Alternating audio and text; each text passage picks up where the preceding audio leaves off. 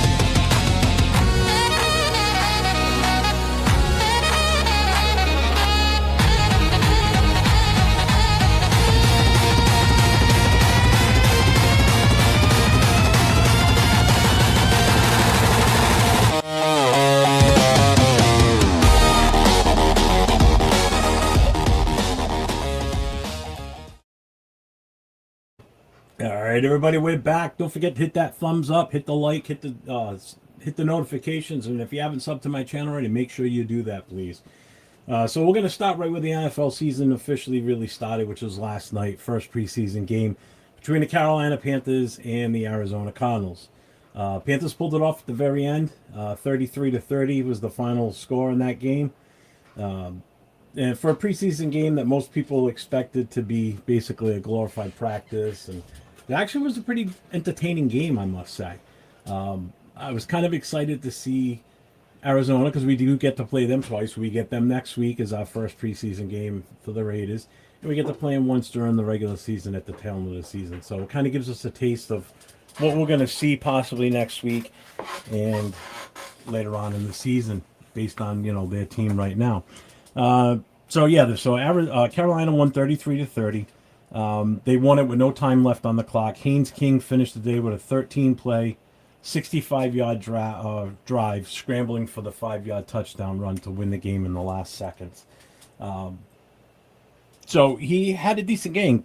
King finished 21-34 for 180 yards and 2 touchdown passes, and he added in a 39 on the ground plus the running touchdown too. Kenny Pickett started for Carolina, went 8 for 11, 62 yards. Bryce Young had the night off. You saw him standing on the sidelines last night in Canton. Now, when it comes to Arizona, Carson Beck, who I think is in a great position there because he's got a legit shot to possibly compete for the starting job there.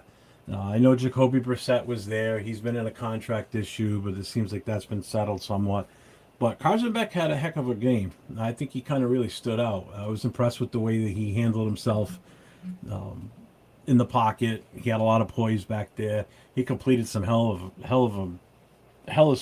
connections out there throwing the ball. So he finished 15 of 19 for 188 yards and a touchdown. He definitely looked comfortable back there. Their running game was actually kind of moving the ball a little bit too, so that was kind of impressive to watch on their end. And that's even without Jeremiah Love from Notre Dame, their draft pick in this past draft. So I'm really excited to see what he can do this coming season. So I really want to see what this kid can do as a rookie running back compared to how Genty was last year. I'm really interested in that. Again, we're not crowning anybody in Arizona as far as who the quarterback's going to be or whatever, but I just think Beck gave himself a good chance here in that category of possibly getting that job in Arizona. He looks pretty damn good out there. So let's check in with the chat real quick before we go any further. So I see A.O. Anthony's here. What's up, Anthony? Edgar Sosa's in the house. Jack Gustafe's here. Sacktown Mike just popped in. What's up, Mike? How you doing, my brother? How you been? So let's... So let's just remember, it's preseason football. You know, it's basically a glorified practice in more sense than anything. But it gives us a chance to see what some of these rookies can really do, too. So I still think both quarterbacks looked good. The King for Carolina and Carson Beck. I mean, I asked you guys in the chat, if you watched the game, who were you more impressed with? I was kind of impressed with both. I mean, King's not going to stop Carolina. He's not going to beat out Bryce Young. Could Carson Beck make a name for himself in Arizona? I think so. So I'd keep an eye on that. Especially you fantasy guys. Keep an eye on the quarterback situation there. What's up, Jared? I see you popping in here, brother. Good evening. Good evening. So we're going to move on from that. So that was the game last night. We're going to move on to the Pro Football Hall of Fame class. So now we've got a pretty good mix of guys going into the Hall of Fame this year. I kind of like this class, to be honest with you. I don't have an issue with any of these guys on here, except for one in particular, and we'll get to who that is. What's up, Dave? What's going on? Yeah, and Minshew didn't even play last night, so that was a bonus because we didn't have to see him. I mean, Carson Beck played the entire game. I thought he looked good. So, Pro Football Hall class, Football Hall of Fame class of 2026. It's Saturday, August 8th, so that's tomorrow. Starts at noontime, the induction ceremony. So it's usually on ESPN or the NFL Network. I like watching it every year. I like to hear the speeches and some of the players I like going in. It's our history of our sport that we love. Let's see. Rest in peace. Pickett's time is this. Oh, yeah. Little tiny hands. Yeah, he didn't look too hot out there yesterday. So the class this year consists of Drew Brees, Roger Craig, former Raider, Larry Fitzgerald, Luke Kuechly, and Adam Vinatieri. And I don't think there's not a weak player in that group. They all contributed immensely to the NFL and to the NFL as we see it now. You know, so if we start with Drew Brees, you know, he spent 20 years in the NFL, started with the Chargers, then went on to Seattle, New Orleans Saints. He had 13 Pro Bowls. When he retired, he was over 80,000 yards in passing yardage. He was ahead of Tom Brady. Tom Brady, you know, surpassed him after that. But when he retired, he was ahead of Tom Brady at that time. He had 571 touchdowns. He led the league in passing 7 different seasons. He had 5 separate 5,000-yard passing seasons. And, of course, he was the MVP of Super Bowl 44 when the Saints won their first championship in franchise history. So he also means he means a lot to the community, too. Like, what he did and how New Orleans changed in his time there. I think kind of everybody, especially after Katrina, I think everybody was kind of a Saints fan that season. They wanted to see. It was a feel-good story for that season, you know. So he means more to the community, too, not just in a football sense, but just for the way that he was able to be part of the community during such a horrible time. And if anybody remembers any of the footage from what New Orleans looked like during Hurricane Katrina and how much it disrupted everybody's lives and how many people lost their lives during it, so he was a big part of the impact on New Orleans itself, not just as a football player or the football team. Let's see. Lecky's in the house. What's up, Lecky? Sacktown. I can't believe they didn't show the Adam Vinatieri field goal from the Tuck game. That made me happy. Yeah, they showed other things. Thank God. You're right. Because I saw them talking to him on the sidelines last night. And I'm like, oh, they're going to show it. They're going to show it. And they didn't. They actually talked more about him when Parcells was his coach, which was kind of cool. I'm like, good. What's up, Bueno? I see you, buddy. What's going on? How you doing? Let's see. Who else is in here? Alex. What's up, Alex? Pump the brakes, though. It's a preseason game still for the QBs of that game. Beck should look decent. He's played college ball forever, practically. No, and I get that, but I'm just saying he's in a better position than Mendoza right now, because we already know that Mendoza's not going to start. Beck has the opportunity to make some noise and really make a name for himself and put his name into the competition for that team.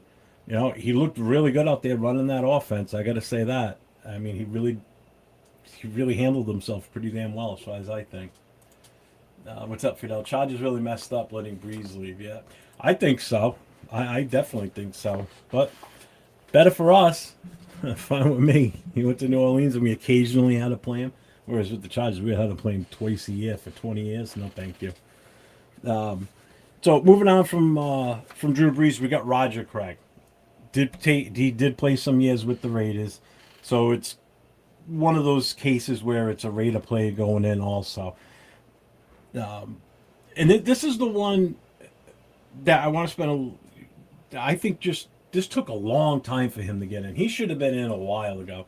He's waited this is his 28th year of eligibility for him to get into the Hall of Fame. 28 years, that's a long, long time. And so is it for Plunkett, I get it. And so is for Flores. It took a long time to get him in. Stabler, I get that. But Roger Craig played in an era where the running backs were different then. And he played on some great, great teams in San Francisco. So I'm surprised this took him 28 years for him to get there. He had the personal stats, and I know this will be a debate with everybody. He had the personal stats, but like in Plunkett's case, Plunkett doesn't have those great statistical numbers, So that's for another day. But again, he was the first player in NFL history to have 1,000 rushing yards and 1,000 receiving yards in the same season. Think about how much we talk about now about 1,000-yard running backs who can do everything: run, catch, block, line up every. Craig was doing that in the 80s. Okay, so 20-something, 30-something years ago, he was doing, or 40-something years ago, he was doing that already. He won 3 Super Bowls at San Fran, was the 1988 Offensive Player of the Year, finished with more than 8,100 rushing yards and more than 4,900 receiving yards. In Raider Nation, we do get a small piece of this because he did spend the 91 season with the Los Angeles Raiders. So my question is pretty simple. Did a player with that kind of impact on the position, did he need to wait 28 years? What do you guys think? Do you think Roger Craig should have been in a lot sooner than waiting 28 years from the last time he played? Well, 28 years plus his 5 years of eligibility on top of that. So he waited 28 years in order to get in. That's crazy. Let's see who else is here. Kenneth, I see you, Kenneth. What's up, man? Max and Kirk got at it. Was good. Tells me Kirk and ain't no bench. He wants to play for the money we gave him. Absolutely. Didn't I see? I saw Raider Ryan pop in, didn't I?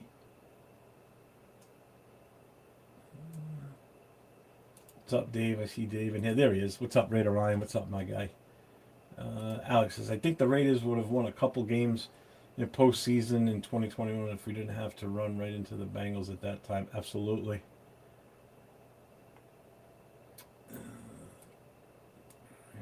Yeah, I blame everything on Geno after last year. So after Craig, we got Larry Fitzgerald.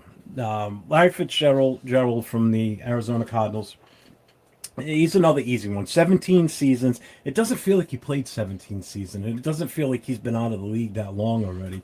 It seems like just yesterday that, well, he's still out there as a free agent. He just hadn't really put in his retirement papers.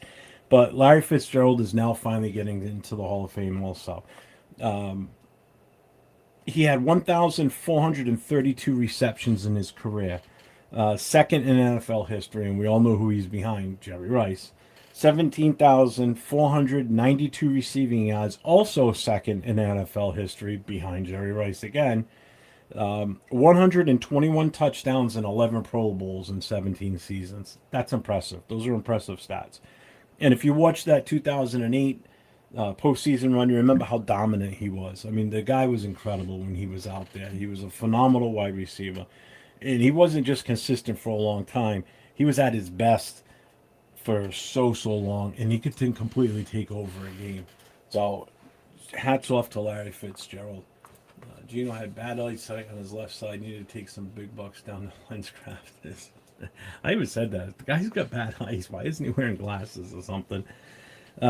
Next one up is from Carolina Panthers, Luke Kuechly. Now, he didn't play a long time in the NFL, but his time here was very notable. He had some great years.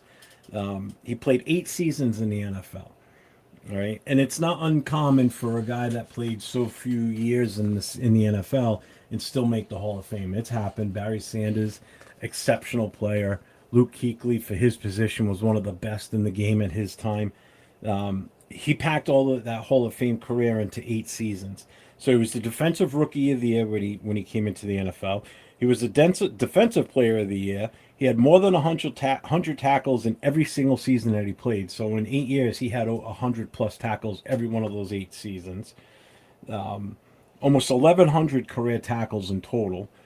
18 interceptions, and he won 3 butt kiss awards. You know, again, his career was short, but his absolute peak was absolutely ridiculous. And when you watch Carolina during those years, he was the brain of the middle of that defense. I mean, he was the key guy. You had to know where he was, basically. And it's funny because when he was on last night and they were interviewing him, I'm looking at him, and then they're showing footage or pictures of him when he was still playing and versus what he looks like now. I don't know if he's ill, but he looks so much smaller now, like muscle tone and everything. He just looks so much thinner and skinnier than he did when he was playing. So I don't know if he's just not working out, or I don't know if he's sick. I don't know what it is with him, but he just looks like a totally different person now versus when he was playing. So, last but not least, the next one on this list is a thorn in a lot of us Raiders' sides, going back to 2001 in the famous Snow Bowl game. But none other than Adam Vinatieri. Well deserved for him to be in there. If there's a kicker that's going in, a modern era kicker, it definitely should be him. Okay, even though he did what he did in that game against us, but the only Raider Fidel on here is technically it's Roger Craig, but he only spent 1 season with us, and that was back in '91 when we were still in LA. So Adam Vinatieri, 24, which is not uncommon for a kicker. 24 years in the 24 seasons in the NFL. He's the all-time scoring leader now, with 2,673 points. He's got 599 field goals, 4 Super Bowl rings, and some of the biggest kicks in the history of the sport. I mean, you can't deny that. Okay, and again, you can argue about kickers going in the Hall of Fame, but in the past, the leading scorer in kickers has been in Blanda. And granted, I know Blanda played other positions, but Jan Stenerud is in there. Morton Anderson's in there. He's now going to be inducted in as of tomorrow.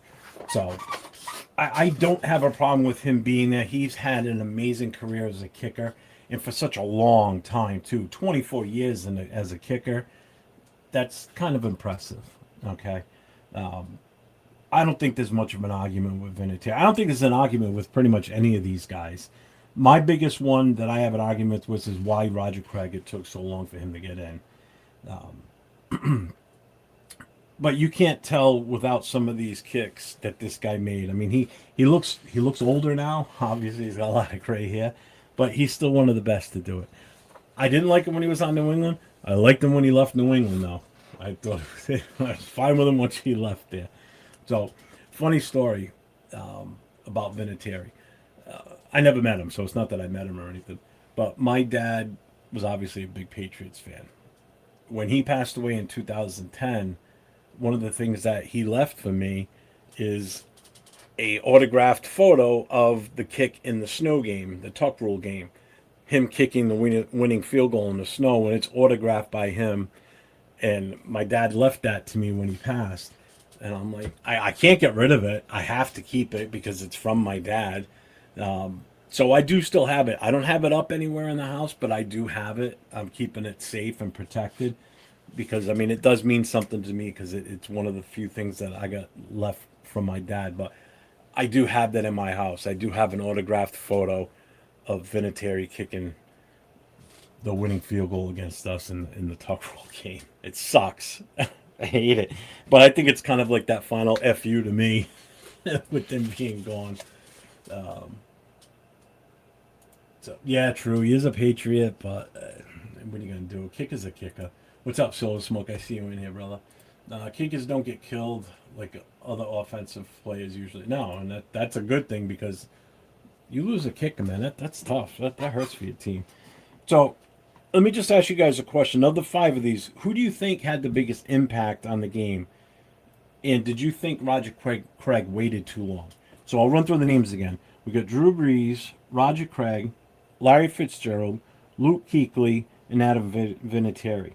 So out of those 5, right? 1, 2, 3, 4, 5. Out of those 5, who do you think had the biggest impact during their era when they played? So I want to hear from what you guys think. But congratulations to all 5 of them making it in. And now we go from celebrating their careers to the part of training camp that nobody wants to or likes to hear about. So, yeah, Larry Fitzgerald. I'm going to toss up between Fitzgerald and Drew Brees. I think what Drew Brees did for such a smaller quarterback and how long of a career he had and what he did, that in itself is a statement to be held, I think. I'm sure he did. Yeah. He stayed with this team for almost 2 decades and is second in receptions and yards. True. Yeah. And that's unheard of nowadays. You don't find too many players that stay with the team that drafted them. You know, if they do, it's very far and few between. But yeah, that's a big statement for Fitzgerald. And the thing with Drew Brees, him going to New Orleans, I know he was drafted by the Chargers, but even that wasn't his decision. They traded him away. It's not like he's like, oh, I'm out of here. I'm gonna move. You know, I'm gonna go sign as a free agent somewhere. So other than that, he would have been a Charger for his entire career, more than likely, if they were good. But I mean, how many years were they kind of crappy in New Orleans? Brees could dissect the defense like yes, he could. I just hate Brees because he was from Purdue as a Hoosier. It's a big rivalry. Okay. I think Roger Craig's value went up over time. He was good, but not the best during his playing career. I mean, I can kind of see where you're coming from, Fidel, on that. But, I mean, he was so lethal out of the backfield with in the receiving game. And that's where he added to his portfolio there, basically. You know, the amount of yards that he had receiving, you know, added to that, the rushing yardage, too. But, yeah, and I agree, Sacktown. Larry Fitzgerald is 100% class act. He's one of the nicest guys that you hear it all the time. He's not a punk. He was never a diva. That's the one thing I liked about him. It's too bad that Arizona, other than that one year where they had that Super Bowl run, that they couldn't put something together. Because he's, every year, or not every year, but throughout my life, there's guys I see that play in the NFL that I really respect and I like, and you cheer for them to eventually get to a Super Bowl and win it. He's one of those guys. Barry Sanders is another one. You know, these are the guys that I wish they could have won a Super Bowl, because that just would have been the icing on the cake for their careers. You know, Fitzgerald winning a Super Bowl, Barry Sanders winning one. I know a lot of people aren't gonna like this one, but Dan Marino put together one hell of a career. Got to one Super Bowl very early in his career, never even came close to sniffing one after that.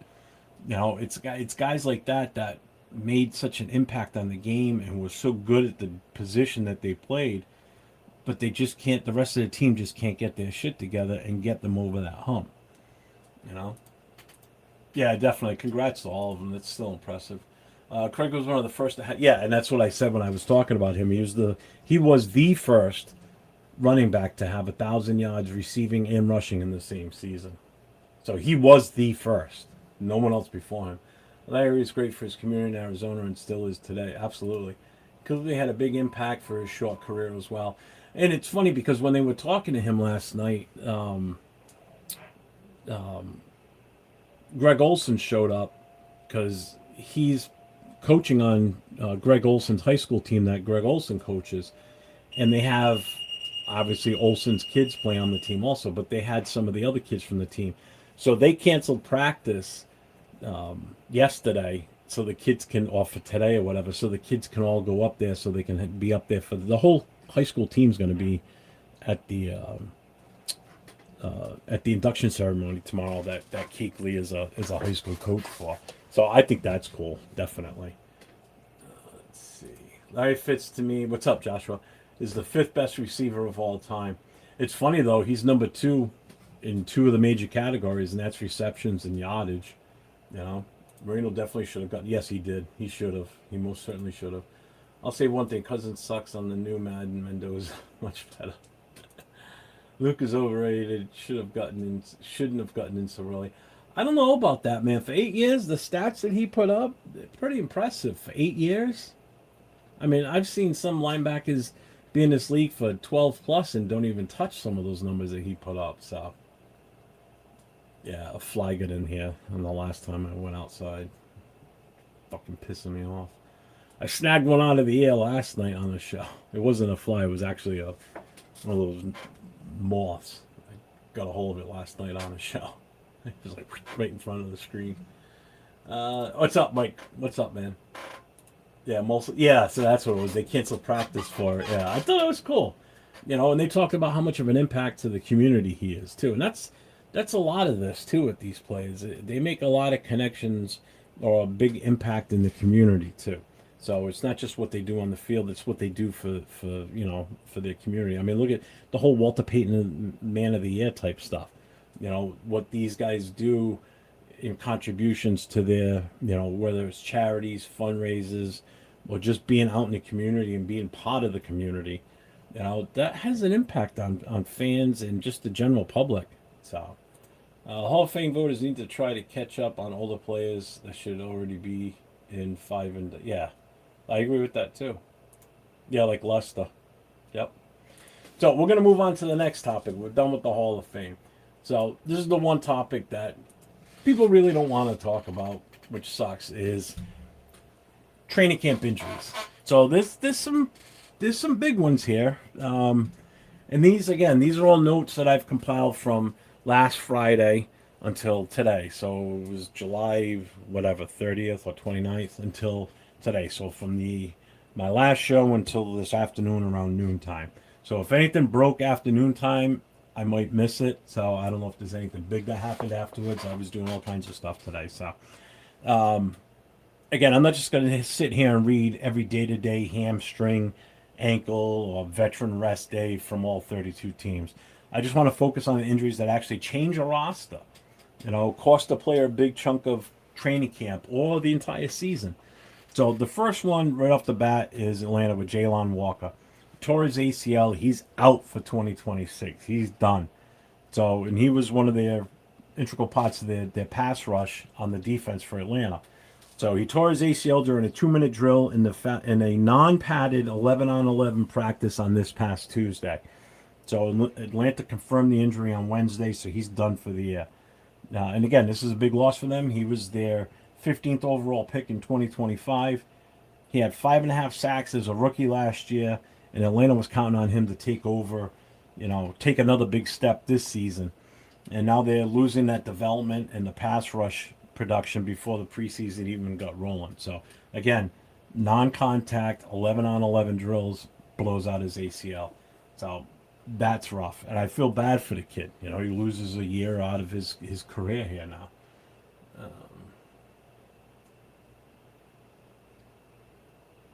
So, next one up, and I don't know the exact timing on this. I thought this was last week, but I guess it was this week.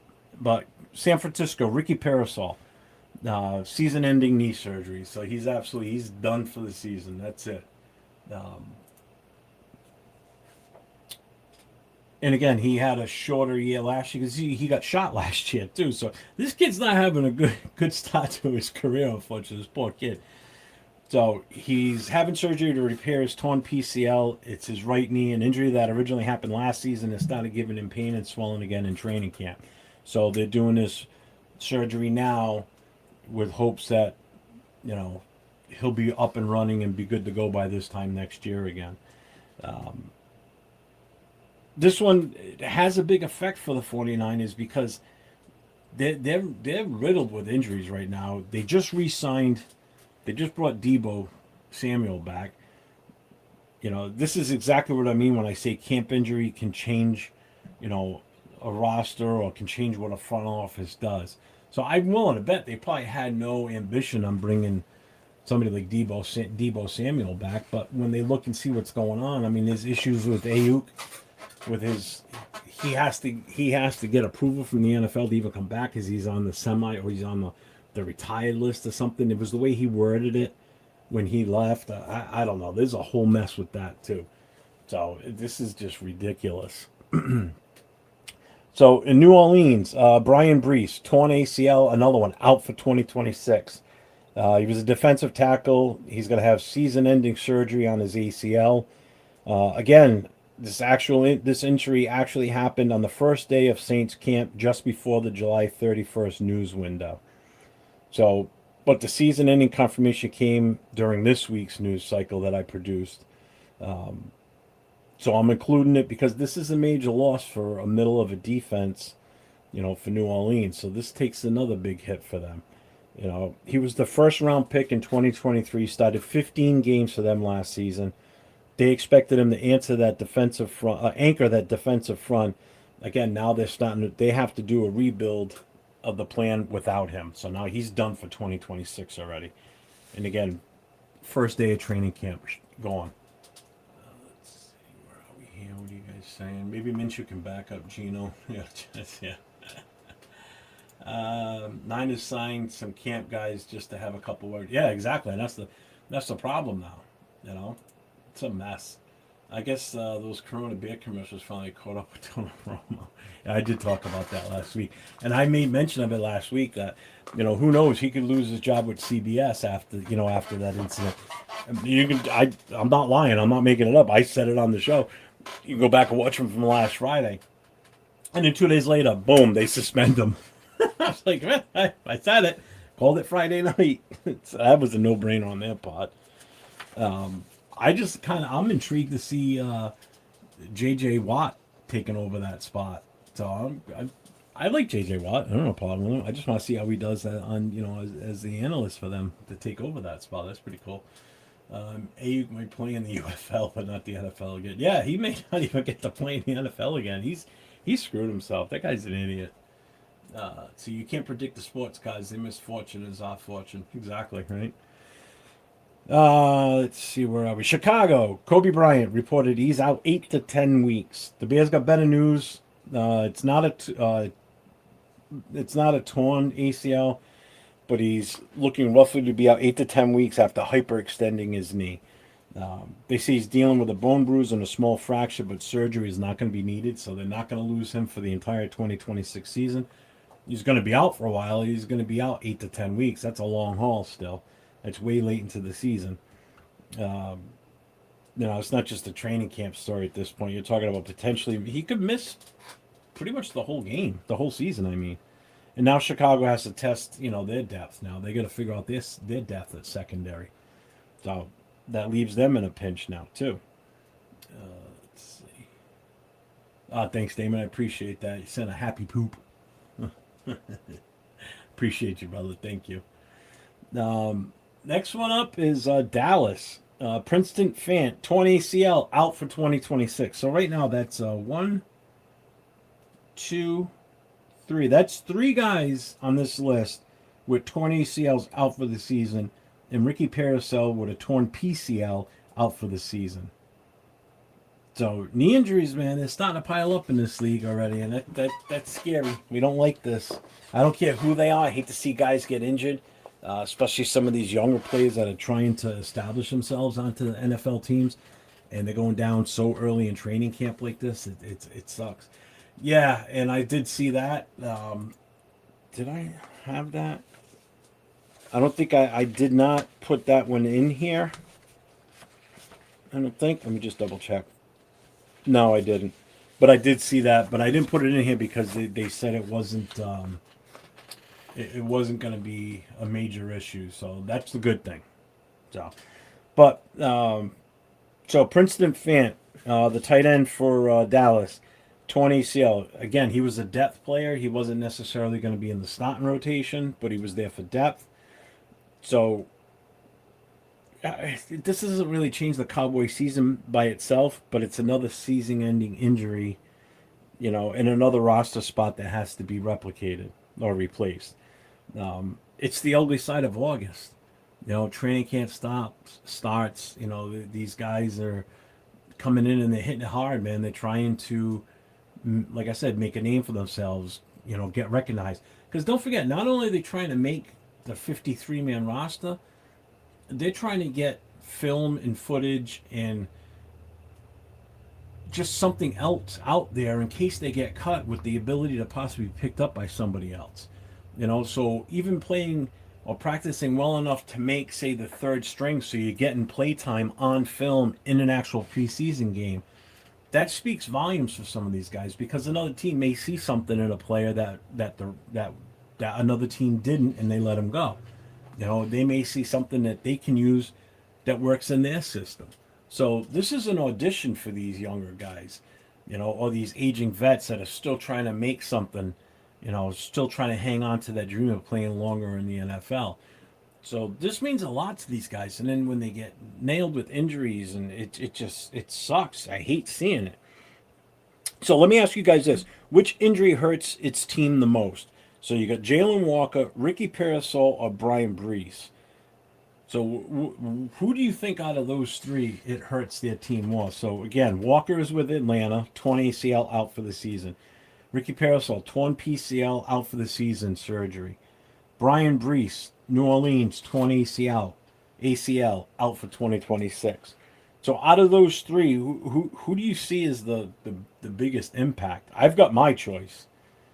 So, and I'm going to put it as Jalen Walker. That's where I'm going.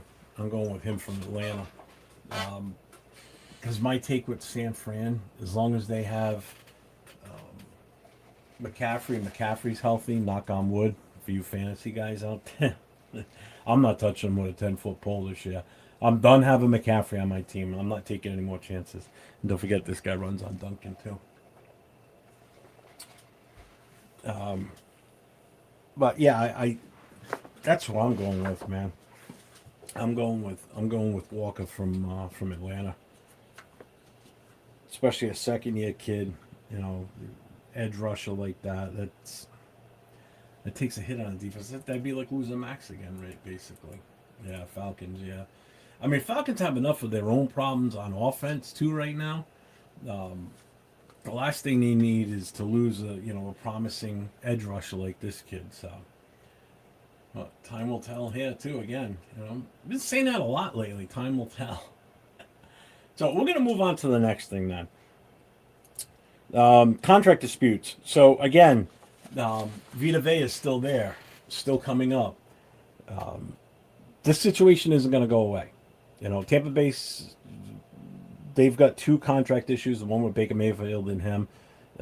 They're working on the Mayfield one. I don't know what the final outcome on that was. Supposedly, I heard that he didn't accept it. I honestly don't know. I don't care about Baker Mayfield because he has no impact on us.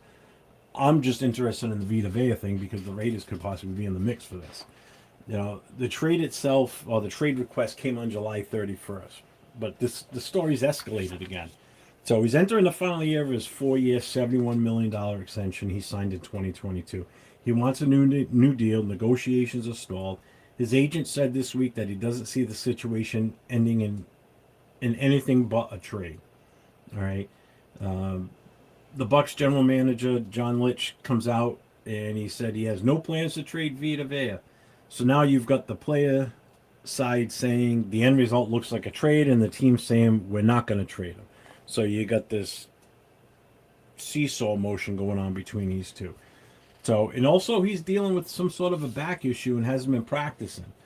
So the whole thing sits right in the middle of that gray area between injury, contract holdout, and negotiation leverage. Here's the football question for you guys. Tampa has to answer this. So Vita Vea is 31. Oh, this is the question Tampa Bay has to answer. He's 31. He's still one of the best interior run defenders in football, and replacing what he does is not an easy deal. Okay, but if you don't want to give him the contract he's looking for, how long can you keep telling him you also won't trade him? You got to do something. Because if you wait too long, he becomes a free agent and you get nothing for him. So you either have to work a contract with him or cave in and trade him away and get something for him. Other than that, you're going to lose him. Or you're going to franchise him. So what do you do in this case? So if you guys are Tampa Bay, do you pay Vita Vea or do you trade him while because his value is as high as it's going to get right now, just like Max. The older they get, the trade value starts to drop.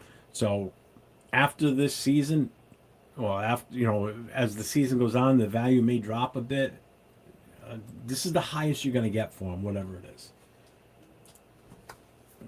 Damn it, missed him.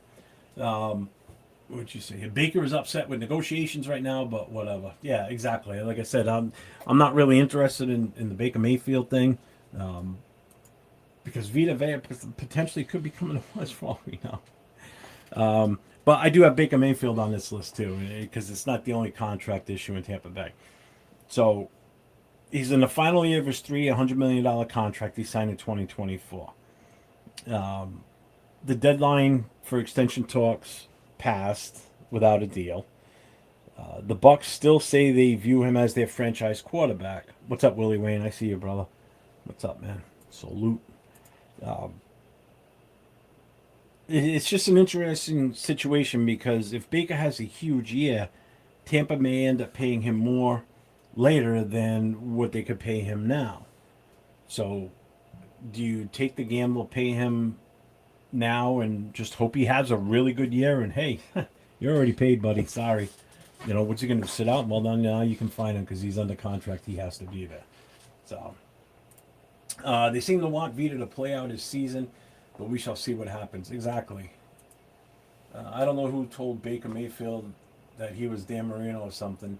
He's fortunate to be offered that type of money. He was the number one draft pick who took about 4 years to pan out. He had some good times up in Cleveland, to be honest with you. He's a good quarterback. Again, Cleveland's been a mess for years. Even since Baker Mayfield's been gone, they still haven't figured out the quarterback issue.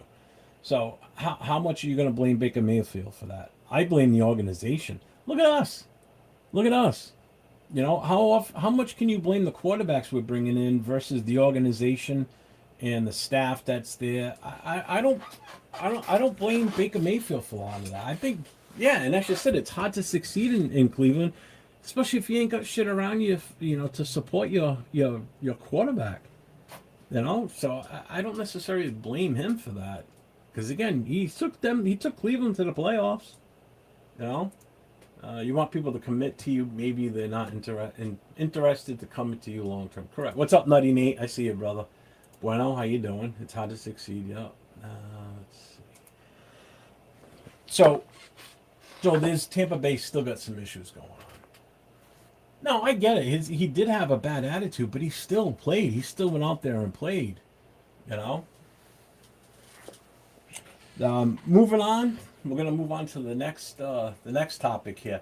NFL contracts. Running backs are getting paid. Okay, so these are the guys that actually got paid now when we talk the contract issues this season. So it's major signings, extensions, and money moves. So for years we've talked about the NFL devaluing running backs. I've heard Severe say this. I've heard Turf say it. I've seen it. I've heard rundowns say this, where running backs aren't looked at like they used to be, and it's true, they're not. They're not. But are things starting to change again now? You've got some high-profile running backs that were finally getting taken care of. You know, you get 4 cheap years and they move on a lot of times. So, running back, you draft him, you get those 4 rookie contract years, and then they move on from him. They go to the next best thing. What's up, not about? What's going on, brother? I see you out there.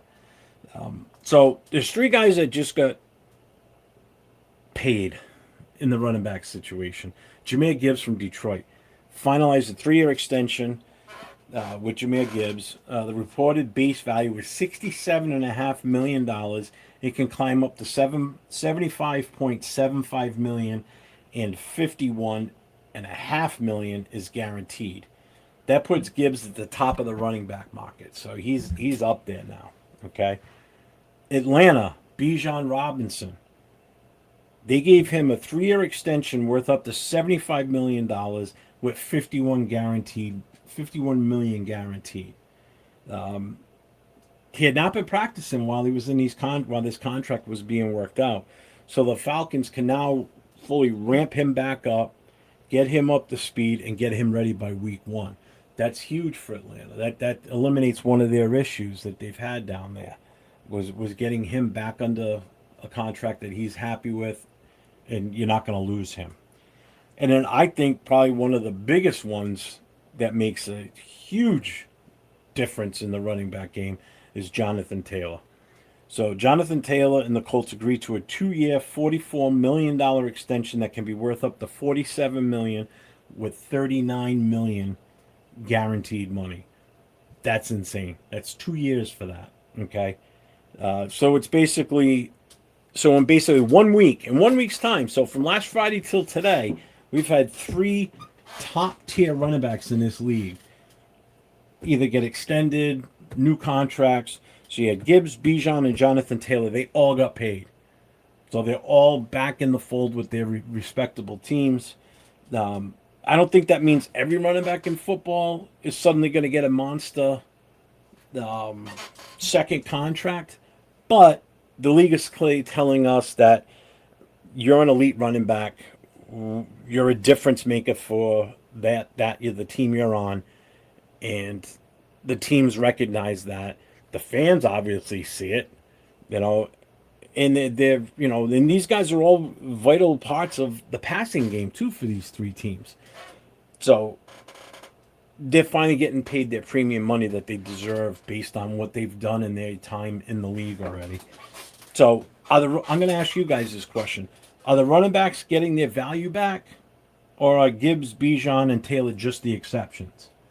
When other contracts start to come towards the tail end, are other running backs going to start getting paid the money that they feel as though they deserve, like these 3? Or do is the running back position starting to get that value back, or were these guys just like an anomaly? Me personally, I think maybe it's starting to make an upswing again. These 3 guys are huge for their respective teams, like I've already said. But anybody that does any type of fantasy football or whatever, you want to see this. Because now you know that these 3 guys are locked in with their team. And if they were still in contract dispute before the season started, that's not a good thing. That's definitely not a good thing. Because you don't know how they're going to be treated, how they're going to be put into the gameplay, whether they're even going to be there and available for you. Are they sitting out? I mean, this boom, done now. The top 3 guys, as far as I'm concerned, in the running game, outside of like Saquon and maybe 1 or 2 others, boom, these guys are now 100% committed with their teams. For me personally, I think Jonathan Taylor is the best one out of this group. I'm sorry. I like Bijan. Bijan's good.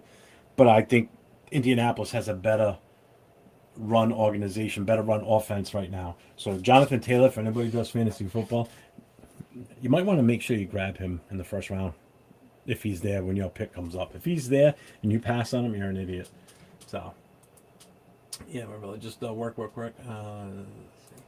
I like Baker and his competitive spirit, leadership, but he gets pretty reckless with his body out there. He does. I will definitely say that. Detroit is going to regret giving up their two-headed monster. They're going to regret that. I get that too, but they had to do something with Gibbs. You can't lose both of them. You know, if you lose one, you got to make the other happy.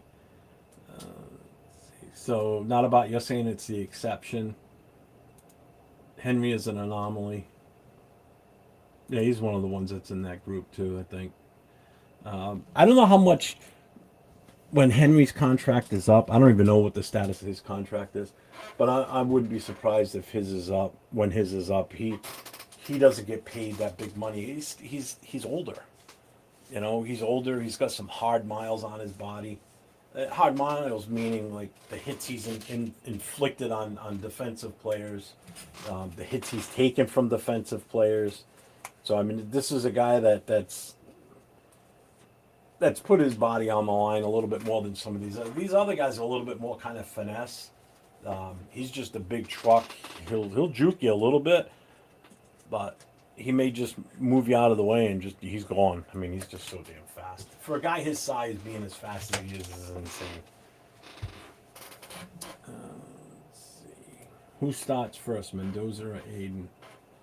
I say Aiden, to be honest with you. I think if Cousins goes down for an injury early on, it's going to be Aiden first. I don't think Mendoza will be ready that early. Yeah, but Henry is getting injury prone now later in his game. Exactly, and that's the thing. He's getting older. Henry's a tank. You can't play football like that forever. No, ask Barry Sanders. Or Earl Campbell. Look at these guys that took these massive hits. Let's see. I don't know. Daniel Jones opened up the run game with his mobility after the injury. I can see some regression in it. But I do and I don't agree with you, Bueno, because it's just Jonathan Taylor. He's just that special.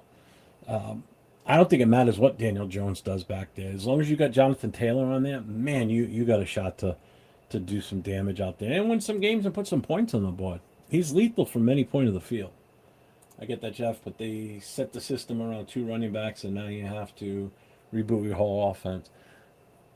True, but it would suck if you lost both of them now, or if Jameer didn't get the extension and they just said, screw it.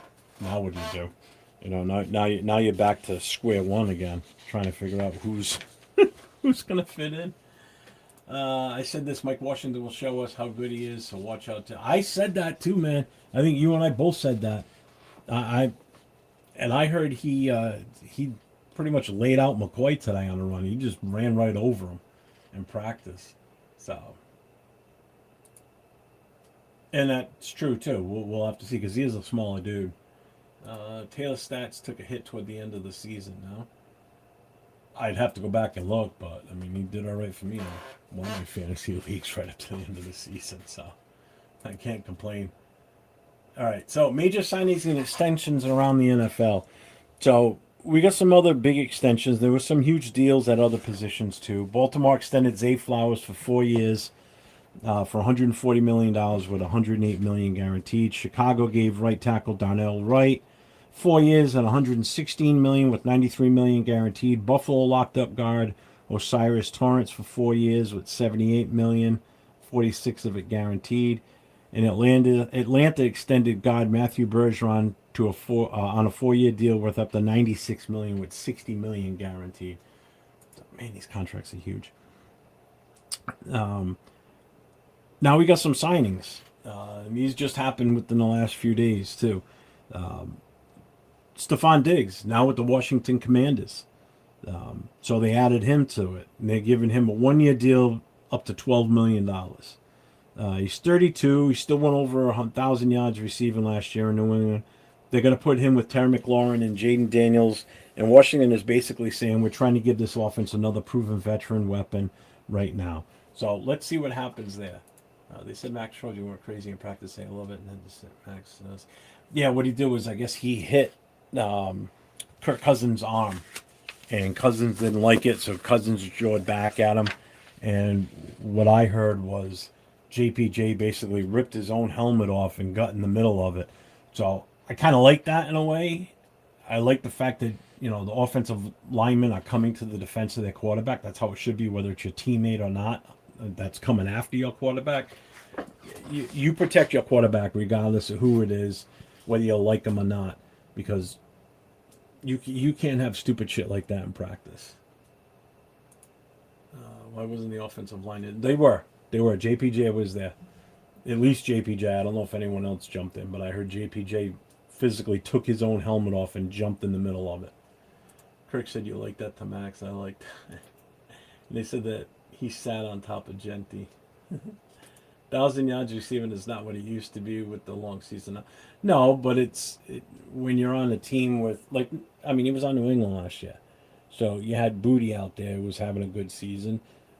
They were still in kind of a rebuilding phase. Second year quarterback in Drake May. He still puts up 1,000 yards at 32 years old, with issues he's got. You have to have healthy contact in practice because that's what's going to happen. Correct. He only tapped his arm, Jeff. He didn't try to break it off. No, I know that. But they said he hit his arm. And again, you're not even supposed to lay a finger on the quarterbacks. And Kirk didn't like that. Is Kuntz going to get long-term deal? Well, he's on a one-year prove-it. What's up, Steve Jones? He's on a one-year prove-it deal again this year. So if he doesn't produce this year, you won't see him on the roster next year. That's a given. He ain't going to be around. So after Diggs, the next one that was signed this week, Jadeveon Clowney, is going back to the Houston Texans. So Kenneth, if you're in here, you just got a new guy in you. You got an original guy back in your defense again.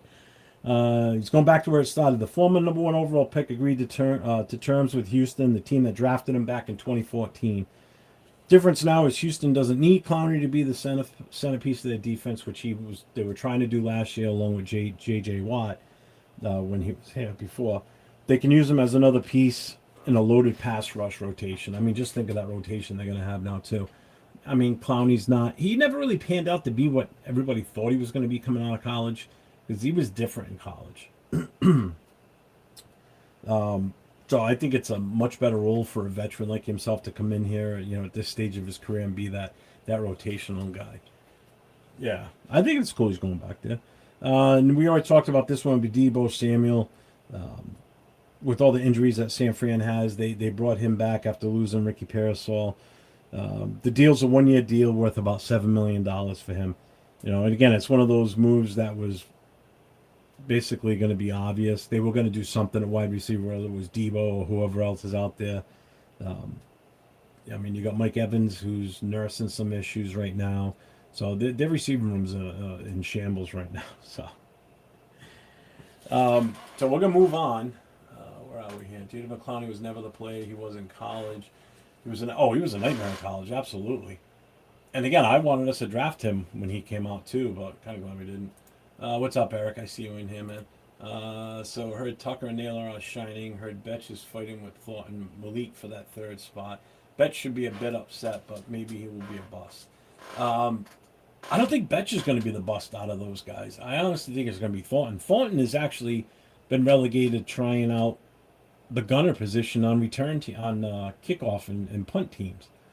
He's playing the gunner.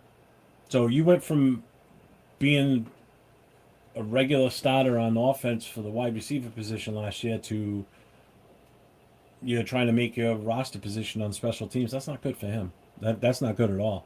That shows that he's not progressing in the wide receiver room at all.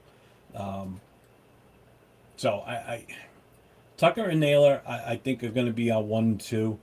And Malik Benson, I mean, you're hearing good things coming out of him too. So we'll have to wait and see. You know what? It's funny. I was on with Will on his Silver and Black podcast with him and Matty B last night, and Matt brought up a great comment. And I never really thought of it until he said it, and man, he hit it right on the head. He goes, you know what? We're getting all these reports that the secondary for the Raiders are looking really good. They're doing this, they're doing that. And he goes, but how good is our wide receiver room? I'm like, son of a bitch, you nailed it. I never even thought of that until you brought it up. So our secondary players, our corners and our safeties, they may be looking, especially our rookies, they may be looking awesome out there and making strides and doing all this. But we don't have that good of a wide receiver room. If they were doing this against like Jamar Chase and Justin Jefferson and, these other, Devontae Adams and Puka Nacua and some of these other guys out there, then okay, now that's kind of on an impressive side. That's a good sight to see. But when you got crappy receivers, because let's face it, our receiver room is not good. Okay, so and I'm all fine with it. To be honest with you, I'm fine with letting our young wide receivers get that chance to grow into that position. I don't have a problem with that. They got to start somewhere. You know, I didn't want to see us go out and get a veteran wide receiver. I know a lot of people are saying, well, that's a dumb idea. Well, no, I think we should just invest in what we've got on this roster. If some of these guys don't make it, they don't make it. You know, you just retool again for next year. Hit the draft hard with wide receiver room for the wide receiver room next year. So, but I just think it is funny that when he said that, I'm like, damn man, you just nailed that, and I never even thought of it in that way. Let's see. I hope the Ravens end up in cap hell for eternity, Alex. I think we did. Do we extend Mike Mayer? I thought we just did, didn't we? I thought we did. I know he was banged up this week too. I think he had a broken nose or damaged his nose or something like that.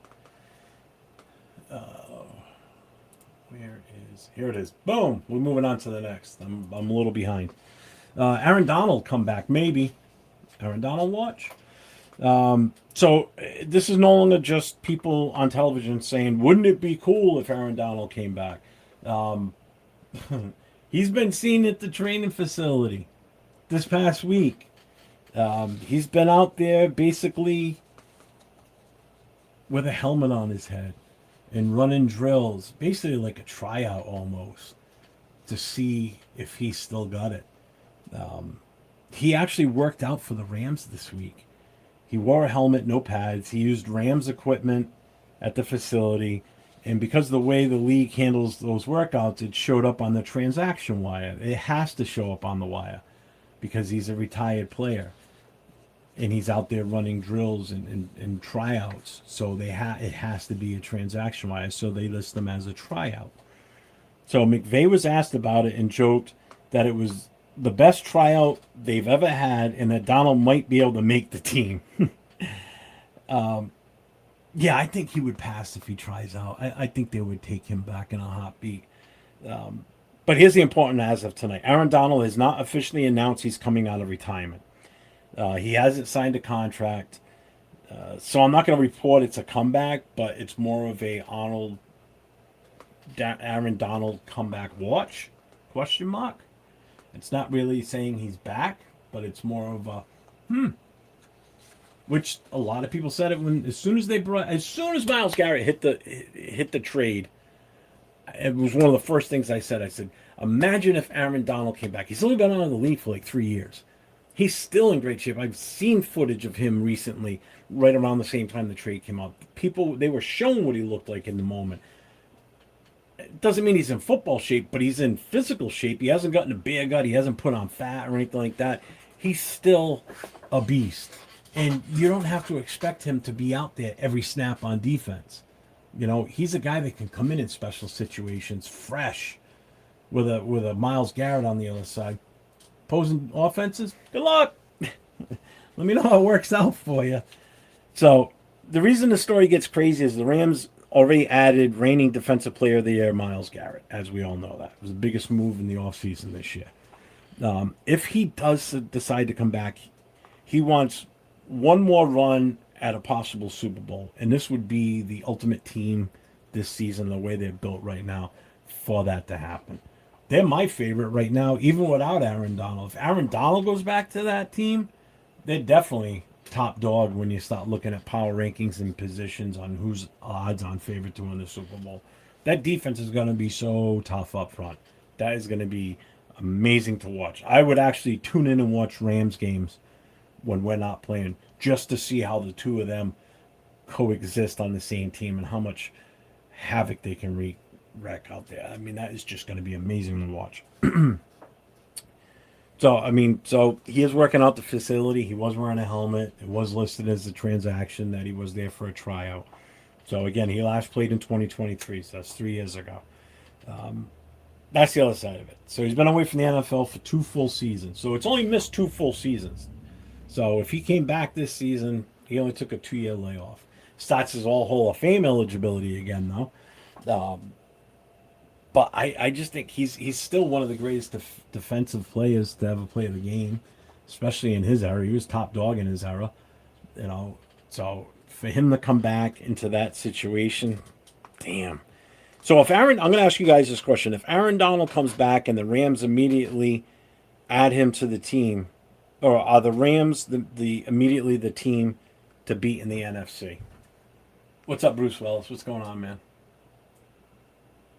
What's up, Hummer? What's going on? I don't want to bet wide receiver anyway. Exactly. They have to invest in the talent that you draft. Yep, 100%.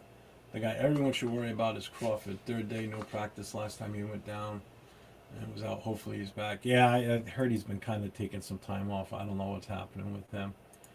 And when opportunity knocks, you have to be... Exactly, man. It's the whole next guy up. Do your job shit.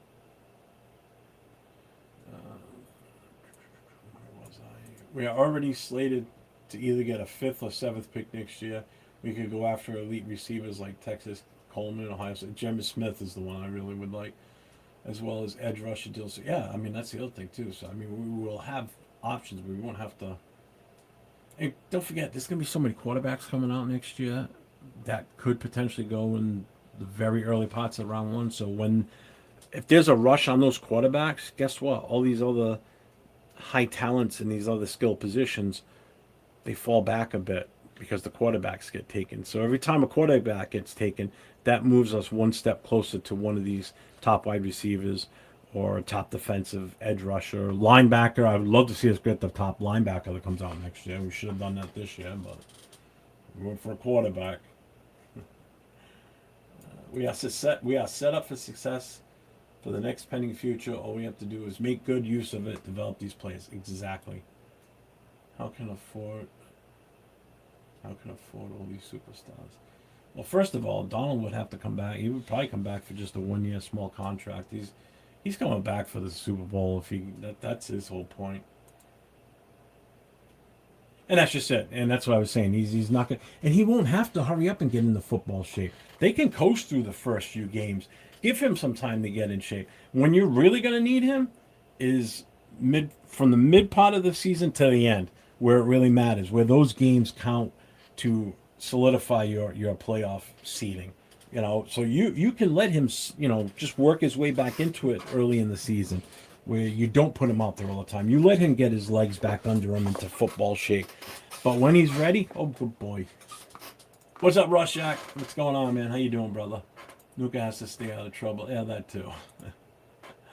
I like Jeremiah Smith, but he posted on Twitter later, deleted it, would never play for Raiders after what we did to his cousin QB Smith. But yeah, screw him. If they keep Stafford healthy, I would think they would be the favorite in the NFC 100%. What's up, Nada? What's up, Martin? How you doing, guys? They had a good defense last year, so why not come back last year? If he does, they win the Super Bowl. Yeah, I think it's bullshit in my eyes. He just wants because of Garrett. Well, I mean, how could you not blame him? If I stop playing for 2 years and I know I can still do it, hell yeah. Why wouldn't I? I think it's awesome. I would be interested for you, Jeff, to look at Myles Garrett's sacks and see whether they come more from the East Coast or the West Coast. Those factors. Yeah, true. That's a good point. That's a good point. I wouldn't be surprised if a majority of those sacks are at home, though, too. Versus on the road. Myles Garrett is playing over here now in the NFC. NFC. May not transcend the same way it was in Cleveland. People going to pay attention to him over here. Then why retire then? Just come back. Well, yeah. But I think, you know what it was? He retired at the right time. He felt as though that was it for him. It was time for him to go. He had accomplished what he needed, what he really wanted to do. You know, he got his money. He won a Super Bowl. He had all these personal accolades and everything. You want to enjoy your life as you get older. And I think that's why a lot of these players see what happens to these older players. You know, like the Barry Sims and, Phil Villapiano. He has a hard time. He's got a bad back. As these guys get older, it gets worse for them. Because of how many years they played in the league and how much of an impact and how hard some of these guys hit. You know, so I think a lot of these guys are seeing that, especially in such a in a high impact position like a running back, like those old school running backs. They didn't think nothing. Like Barry Sims is a perfect example of it. You watch some of his games in the past, and he just or Earl Campbell, he just ducked his head down, went helmet first into the middle of the shoulder pads, right in the chest. They didn't care. Now the guys can barely walk. Some of them, you know, Jesus. These guys play for so long and take so much abuse. So now these other guys, they're making the money. They want to be around later in life to enjoy it, go places, go do things where they can walk under their own power. I get why some of these guys cut their careers short. They reach certain goals, then they're done. They're fine with it. You know, Aaron Donald's a perfect example of it. You know, season hasn't even started, and the Niners health clinic is fine. Yeah, they're cooked, man. If someone asked me $2 million just to take a hit from Myles Garrett with full pads on, I'll just disappear mid snap. Hey, I said that before too about Mike Tyson back in the day. I said, hey, you want to pay me $10 million to let him knock me out? I'll take the $10 million. I don't have enough money to refix my face after he rearranges it, but I'll do it for $10 mil. Hell yeah! When we get in the ring, I'll do it. You can hit me. What happens when Matthew Stafford retires? The offseason is going to go to pot, and they're going to be stuck with all these high-priced defensive linebackers, priced defensive linebackers. Yeah. Yeah, well, if he retires, they save on the contract. Many people retire at a regular job, then go back because they miss it. Same thing for players. It's just much harder to come back in pro sports. I've had friends that retired after 20-something years on a fire department, went and joined another fire department full time, and put in another 15. They'll put in another 15 years. You just love the job. Some people just love the job so much. You know, I get it. What's up, Jason? What's going on, man? How you doing? Walter Payton, Eric Dixon, these cats used to run you over. Jeffrey would take more than 10 mil to help you. Fuck you, Jason. There, I said it. So yeah, so that's Aaron Donald, but I definitely think that they're an automatic, immediate team to beat if he happens to come back. I can't see it not happening. So what I'm going to do now is we're just going to do it real quick, and then we're going to open up the phone lines here. I'm already like 20 minutes behind when I wanted to open phone lines. But this is good. You guys have been interactive tonight. We're talking NFL. We're not just talking Raiders. And that's what this show is all about. It's talking NFL. It's talking players in the NFL. It's talking contracts, injuries. Now that the preseason's here, next week's going to be filled with some more, game recaps. Just be hitting the major news stories as far as injuries, if there's any contract issues, and then just talking games that happened this coming week. So that's what we're going to do right now. We're going to go through the schedule. Maybe they just don't like the department they were in. Well, if you last 25 years on one department and then you finally retire, you work your full career there. You're good. Most fire department contracts are only for 25 years anyway. That's the retirement mandatory, 25 years in some cases. Some go up to 30, 35, but some guys will retire after 20 plus years and they'll move on. They'll go to another department. Again, I got a guy right now that used to be full-time in North Providence, which is a decent-sized town in this state. He retired as a battalion chief, came to my department, was a callman there for a couple of years, and then just got on another full-time fire department in Central Falls, which is a smaller city, but it's a city, and they are extremely busy. But he's full-time. He'll get another. He's same age as me. He'll get at least 10 years out of that easily. He'll add to his pension. Well, I get it.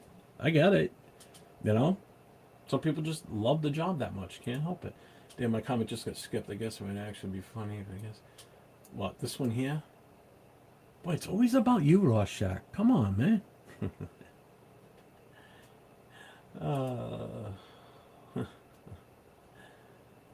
Where is it? You know what I think, Rorschach? It doesn't matter what you think. Mm-hmm. Boom. What's up, SoCal Sal? What's going on, my guy? I was just being cheeky. I know you are. What's up, Tanner Jack? Hey, you made it in before the show ended.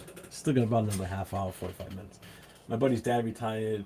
Got so bored he started doing DoorDash. Yeah, see, that's the other thing. You remember, guys that were in the fire service, cops are probably the same way too. Unlike Jason, I guess. I don't know. You're so used to being on the go and doing things and everything, and then when you just, it's that adrenaline rush. To be honest with you, I miss it to this day, and I've been out of it for 6 years now, so I miss it. I thought your joke was funny, Rorschach. Oh, don't encourage him, Sal. Come on. The Rock says, "Shut your mouth. Know you're old." You get thong wearing fatty. All right, so we're gonna go over the games that are gonna be coming up this week in preseason. Where did it go? There it is. Okay. So let me get this banner off so you can see the whole thing.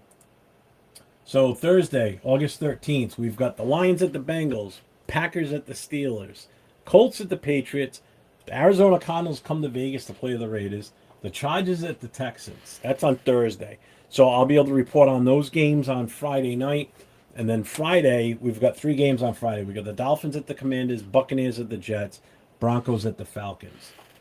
Saturday, the 15th, we have the Panthers and the Bills at the Bills, the Rams at the Chiefs, the Vikings at the Giants, the Browns at the Bears, Eagles at the Ravens, Cowboys at Seahawks, and Jaguars at the Saints. Now, just going back to that first game on Saturday that's listed there, Panthers at the Bills. Here's one thing to remember with that game. That is going to be the first football game, NFL game, at the new Buffalo Bills Stadium. Because they're already tearing down Highmark. They've already started ripping that down to the ground. So they're going to be in the new stadium this season.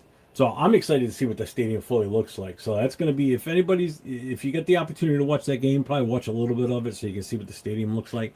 I can't wait till we go to Buffalo so I can go there and go to that stadium. Because I've been to the old stadium, the Highmark Stadium. I've been in there. I want to see what this stadium looks like. It looks like it's going to be nice. They've got not really a roof on it, but they have an extension coming over the seats somewhat. So it is still an open stadium. But yeah, I think that's pretty cool to just make sure, try and check that out. That's going to be awesome. I'm curious to see how that stadium looks. But out of these games, let's see. So quick rundown here. So on Thursday, Detroit at Cincinnati, Green Bay. For me, the Cardinals Raiders one is the obvious one that I'm going to be watching. No questions asked there. Arizona gets a second preseason game, so we get to get another look at Carson back after what we saw him do in Canton. I thought he played a great game last night. He showed a lot of poise back there. And for the Raiders, it's the first live preseason look at this roster. This is where us Raider fans are really excited to see how well the product is out on the field for this season, or what it's going to possibly be. Do we see Mendoza? Do we see Cousins the whole time? It's going to be interesting to see who goes out there as a starting quarterback. Chargers Texans is also an interesting, because Houston just added Clowney to that defense. I don't know if he'll be playing in that game or not, because they did just add him. Titans 49ers is worth watching just to see how San Francisco handles the receiver room that's already been just decimated with injuries. The Friday games, Bucks and Jets is the one that I would kind of watch, because I'm watching the Tampa Bay sidelines as much as I'm watching the football game. Where's Vita Vea? Is he there? Is he dressed? Is anything different with that contract situation by then? Miami at Washington should give us our first look at how Stephon Diggs fits into that Redskins offense if they choose to play him. And then again on Saturday, Bills Panthers means another opportunity for Haynes King, which I thought he played pretty damn good last night too for Carolina. So he's making a stake in a name for himself here as the backup, because I don't think it's going to be Pickett. I think it could be this kid Haynes King. He looked pretty damn good last night. And also for the stadium too. I definitely want to see that. Rams Chiefs becomes mandatory curiosity if the Aaron Donald story moves between now and then. Even if it does, even if they do bring him in and they sign him, I don't see Aaron Donald playing in that game. I don't see Aaron Donald playing preseason at all. Why? I don't see Myles Garrett playing preseason. Why? You already know what he can do, So Where are we? Eagles, Ravens, just another good deep roster preseason matchup with a lot of talent competing for jobs. So that's week 1 preseason. We already had a game last night. So next week is actually week 1 of the preseason. We're going to learn a little. Fans will overreact a lot, and by next Friday, there'll probably be 5 new camp stories none of us are even talking about tonight. So it's going to be nice to have that seeing other teams play again. Hi, I'm back. Other teams play again, other than just the Hall of Fame game. So I'm excited. I can't wait. I just blocked forward for myself. Oh, yeah, fine, it'd be that way. Let's see. Detroit guy said, my dad retired from Ford after 20 years. Then started truck driving for 5. Went back to Ford for another 10 because they offered more in his pension. See, that's funny. Let's see. Jason says, what's the snap count for Mendoza? 1 series, full quarter, full half. I don't know. I really don't know because they haven't. That's why Raiders training camp this week is going to be interesting to watch. Let me just get through the rest of the chat, and I'm going to open up the phone lines. That's one thing I did forget to do. I didn't share the screen for that. So let me do that because I didn't fully set up. An idiot. And people have already called. Actually, they called way long ago. So add the stage. This. There we go. All right.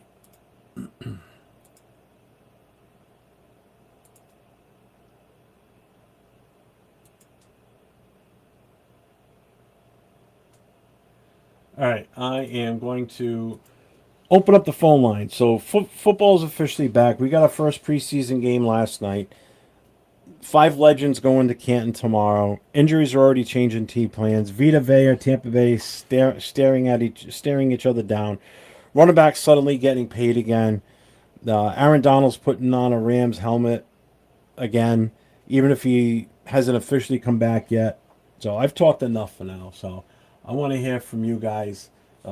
If you have any of the questions you guys asked in chat, you want to call in. I can only take 1 phone call at a time.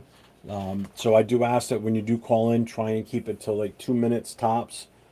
And then so we can try and rotate through people as fast as we can. So phone lines are open. It's right here above my head, 401-830-9189. I'm only going to be on for like about another 30 minutes. So the 30-minute timer starts now. Nada with the 2 jewels. Silver Star. Thank you, my brother. I appreciate you. That's awesome. The Raiders play Texans next week. No, we don't. We got Arizona next week. Right? No, it's Arizona.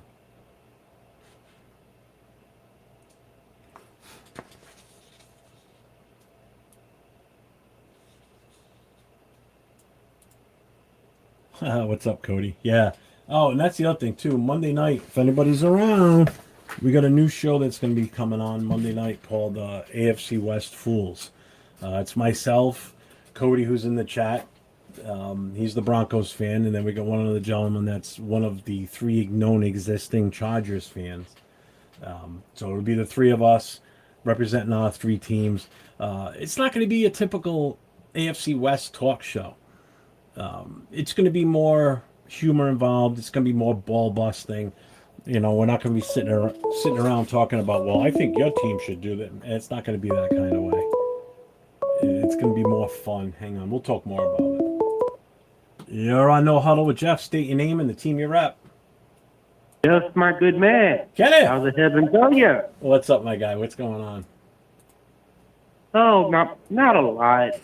As far as that question you were asking regarding the Hall of Famers, I would say the one that had the biggest impact, in my personal opinion, would have to be Brees. Okay. My reason behind it is he was the one, if I remember correctly, that led him to a Super Bowl. Yeah. Yeah, Brees is the only one that ever took him to a Super Bowl. Yeah, I mean, there's no wrong answer out of any of those five guys. I think Brees is too. I think what he did for the community alone. Not, I mean, it doesn't make him a Hall of Famer for that, but I think what he did for the community and how he changed New Orleans for the good. I mean, what he did bringing hope back into that city after it had been decimated. You know, it gave them something to be proud of. Him being, he turned their Sundays during football season into good days. Because they were good. They were a good team for a while he was there. So he did a lot of good for that community too. So I think I think he had the biggest impact. I really do. Yeah, I completely agree. And another one that really stood out for me was Fitzgerald. Yeah, Yeah.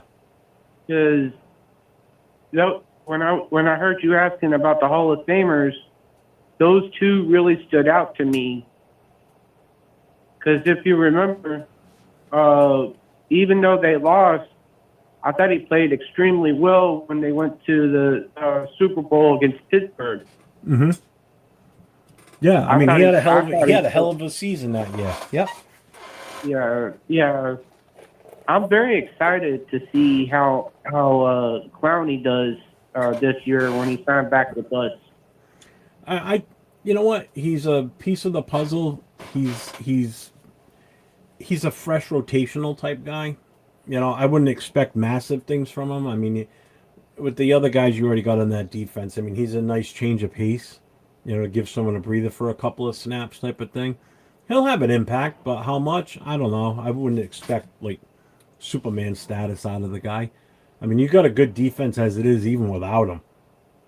He just adds a little more depth for sure. Gives you that security blanket. There is another signing that you forgot to mention. Tennessee signed left guard Peter Skorinski. Yeah, like I said, I wasn't bringing up everybody. I just tried to hit the major ones because when I compile the full list, I could be here for 3 hours just going through every single thing. Players that were signed or waived or re-signed. Yeah, I mean, the list is huge sometimes. So I try and hit the main hitters. It was 4 years, 100 mil, and 88 mil of it guaranteed for a left guard. I mean, Tennessee could be a quietly good team this year. They could surprise some people, I think. Yeah. I mean, report out of campus, Cam Wood already looks a lot more comfortable than he did last year. I mean, that's what a change in a coaching system will do for you too. Yeah, I think it's also a good idea that Mahomes don't play in the preseason because if you remember, he's coming off that knee injury that he suffered last year. Oh, I hope he plays in preseason. I hope he. I don't want to see anybody get hurt, but Because according to what I'm hearing, because said by his coach Andy Reid, Mahomes is unlikely for the opener. Yeah, but that could change between now and then. I know he said he's not going to play in preseason. That I know. And I'm not surprised. Yeah. I mean, again, Mahomes is a different breed of quarterback. I don't put anything past him. I think he'll be ready. I mean, a lot of people months ago were saying, "Oh, he won't even be ready by halfway through the season." I'm like, I don't know about that. I mean, there were already reports coming out that he was looking pretty darn good out there already and was making strides. So I'm not surprised. I'm really not, and I won't be surprised if he starts week 1 because he's Mahomes. Yeah, he will do Mahomes things regardless. He always pulls something out of his ass. When I draft my team, I'm definitely considering Mahomes. Well, I wouldn't go that far. I wouldn't go that far. Not yet. I mean, not yet. I would have to. If I drafted him, first of all, he's going to fall. He's not going to go early. I can tell you right now, he will not go early in fantasy drafts. You might be able to get him later on as your second quarterback.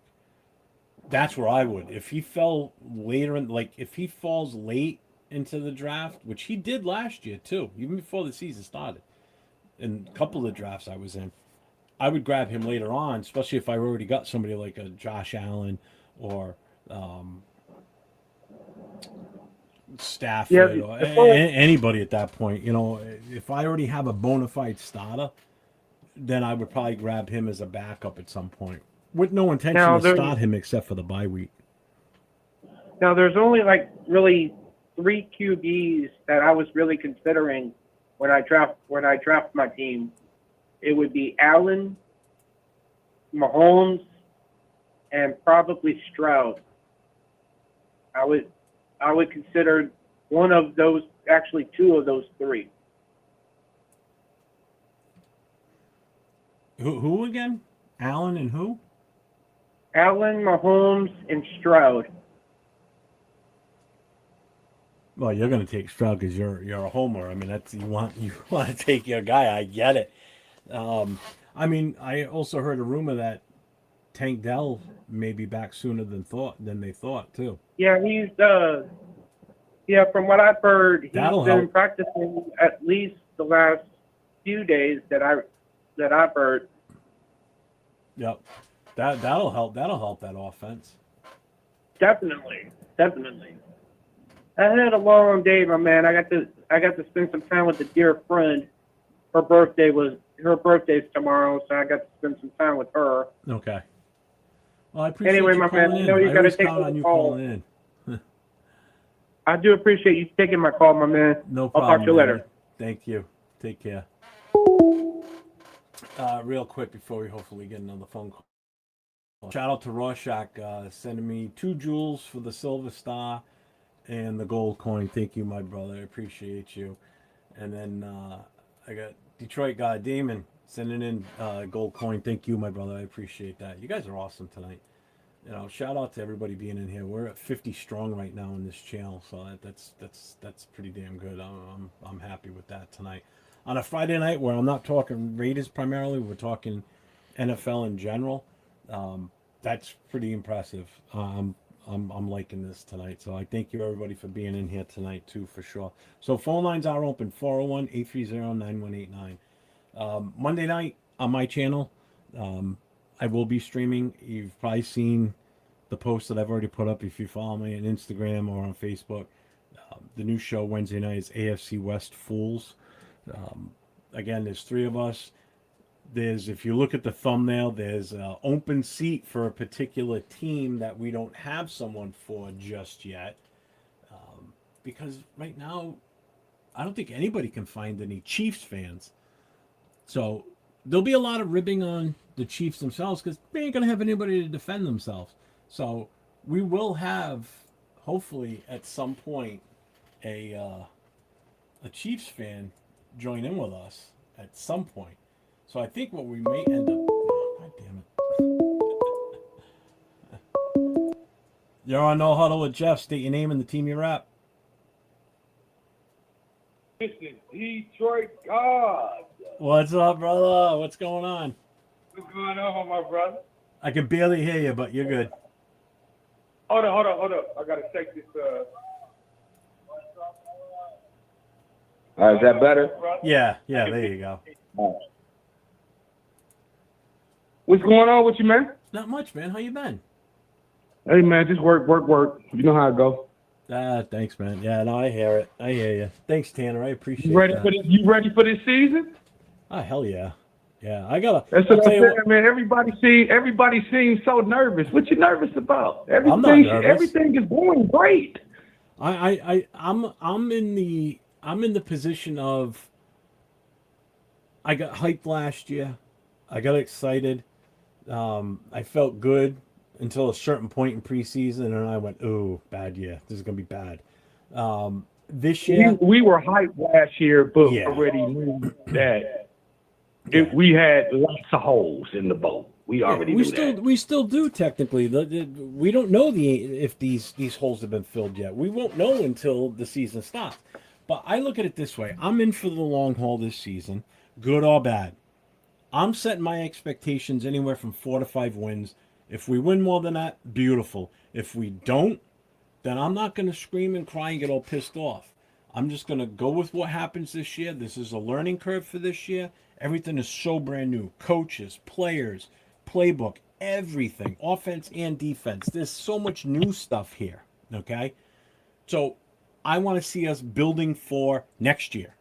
So I want to see how we progress throughout the season. I want to see us get better as the season goes, not fall off into an abyss towards the end of the season because everybody's hurt or they don't know what the hell they're doing and people are running around like idiots out there. So I want to see progression throughout the city. Well, that was Pete Carroll's fault last year, man. I mean, arguably, we had the. I mean, I ain't saying that we was gonna rock the nation last year, but the players weren't put in great positions to succeed. Yeah. No, you can have everything in the damn world, but if you don't put it in the right positions to succeed, it's gonna fail. Exactly. You know, we were not. And Jason Marshall says that we were scammed last year. Not only were we scammed, we were catfished. You know, we hired this guy that everybody thinks that's going to come in and be able to help out and turn this team around because of his past history. I mean, it's Pete Carroll. So we didn't think that Pete Carroll would piss the pot like that. No, not he at should all. go back to college after that. He ain't even gonna get a job no more. No, he's done. He's done. He's too old now. He's past his prime. He's Jeff, he'll be back at USC in about 2 years. I wouldn't count that out, but I highly doubt it. I think he's going to go back to college, Jeff. I don't know. I mean, they paying coaches in college $40 million. They're paying coaches in college more money than they make in the pros. Yeah, true. Well, I think that also shows why they only pulled a 3-year contract on them too. So it kind of makes sense now. It kind of makes sense. The Canton won Super Bowls and elevated players, and now they can go back to college and sink the boat if they want to. See, I'm in a different situation this year because I'm more invested in watching the team this year. Meaning, I'm going to Vegas for the home opener, and then on Tuesday after the home opener, I'm flying to LA, and I'm going to be in LA for week 2. I don't plan on going into SoFi as of right now. But I'll be in LA. I'm gonna go down to Vegas. Go down there and see my Are you coming auntie. to LA for week 2? So I'm gonna be. I want to see that new arena, man. You know. And then I've also. I heard that new arena is badass. I want to see the what? That new arena. Which one? The what? SoFi? Where Vegas plays. Oh, Vegas. You know what I'm saying? Vegas. I want to see it. Yeah, and that's just it. I've never. I want to see that new arena. Well, here's the thing for me. I've never seen the Raiders play in Vegas. I've never seen the Raiders play a home game, period. I've never seen the Raiders play in their black jerseys. Every time I've seen them, it's always been in the white jerseys because it's been an away game and it's always been on the East Coast. So this is going to be a bunch of firsts for me. And going to Vegas first as an adult. Last time I was there was 1985. I was 15. So I'm going to be there as an adult. I've been to LA as a kid also, same time frame, 14 and 15. So I'm going back to LA as a grown ass man, going to experience things differently this time. You know, so I'm excited for this. So I'm invested monetarily into following this team this year too, more than I ever have. Because not only am I going to those 2 games, but then I've got the Raiders coming to New England to play the Patriots. So I've got a handle on my end for my chapter here in New England. And then 2 weeks after that, we're going down to New York City for the Raiders and the Jets game. Well, last year, Jeff, we all got hyped up, remember, because you had the first game in New England that rainy, cold day, and we won that first game, and we was hyped. Yeah. Well, some were hyped. I was excited because we won. I was more excited because we beat the Patriots. I don't care if we beat them by a half a freaking point, if that was possible. Yeah. I could give a shit how we won that game. I just wanted to win it. I don't think we win the whole season by a half a point. A win is a win. Because I'll tell you what, there's nothing better than sitting in that stadium and there was still like 10 minutes left in the fourth quarter and watching all these Patriots fans get up and walk out to leave the game. My son was screaming at them, busting their balls, yelling at them like, "Oh, why are you leaving, you bunch of bums? Stay and watch your team." You know, the place emptied out. the Pats fans were going. You The said stadium the was same all thing, Raider though, fans Jeff. after that. All of the other stuff, all of the other trials and tribulations that we went through the year, you used to always refer back to that first game, and you was like, it was a horrible day out there that day. You said it was horrible So out bad. here. It was raining, Oh, it was and they raining. and they fought through that. Yep, it was raining, and the parking lot we were having the tailgate in was like a clay type thing, so it was all mud. You know, I can't tell you how many people were pissed because it ruined their sneakers. They were all, so many people were so pissed off about that. I'm like, what the fuck you want me to do? It's not my fault the thing's not paved. It's mud and rock. Yeah, Come on. come to the football game to be cute, or you Yeah. come to the football game to watch I'm the sorry, I ball. didn't know we were going to a fashion show and you were on the runway. Get out of here.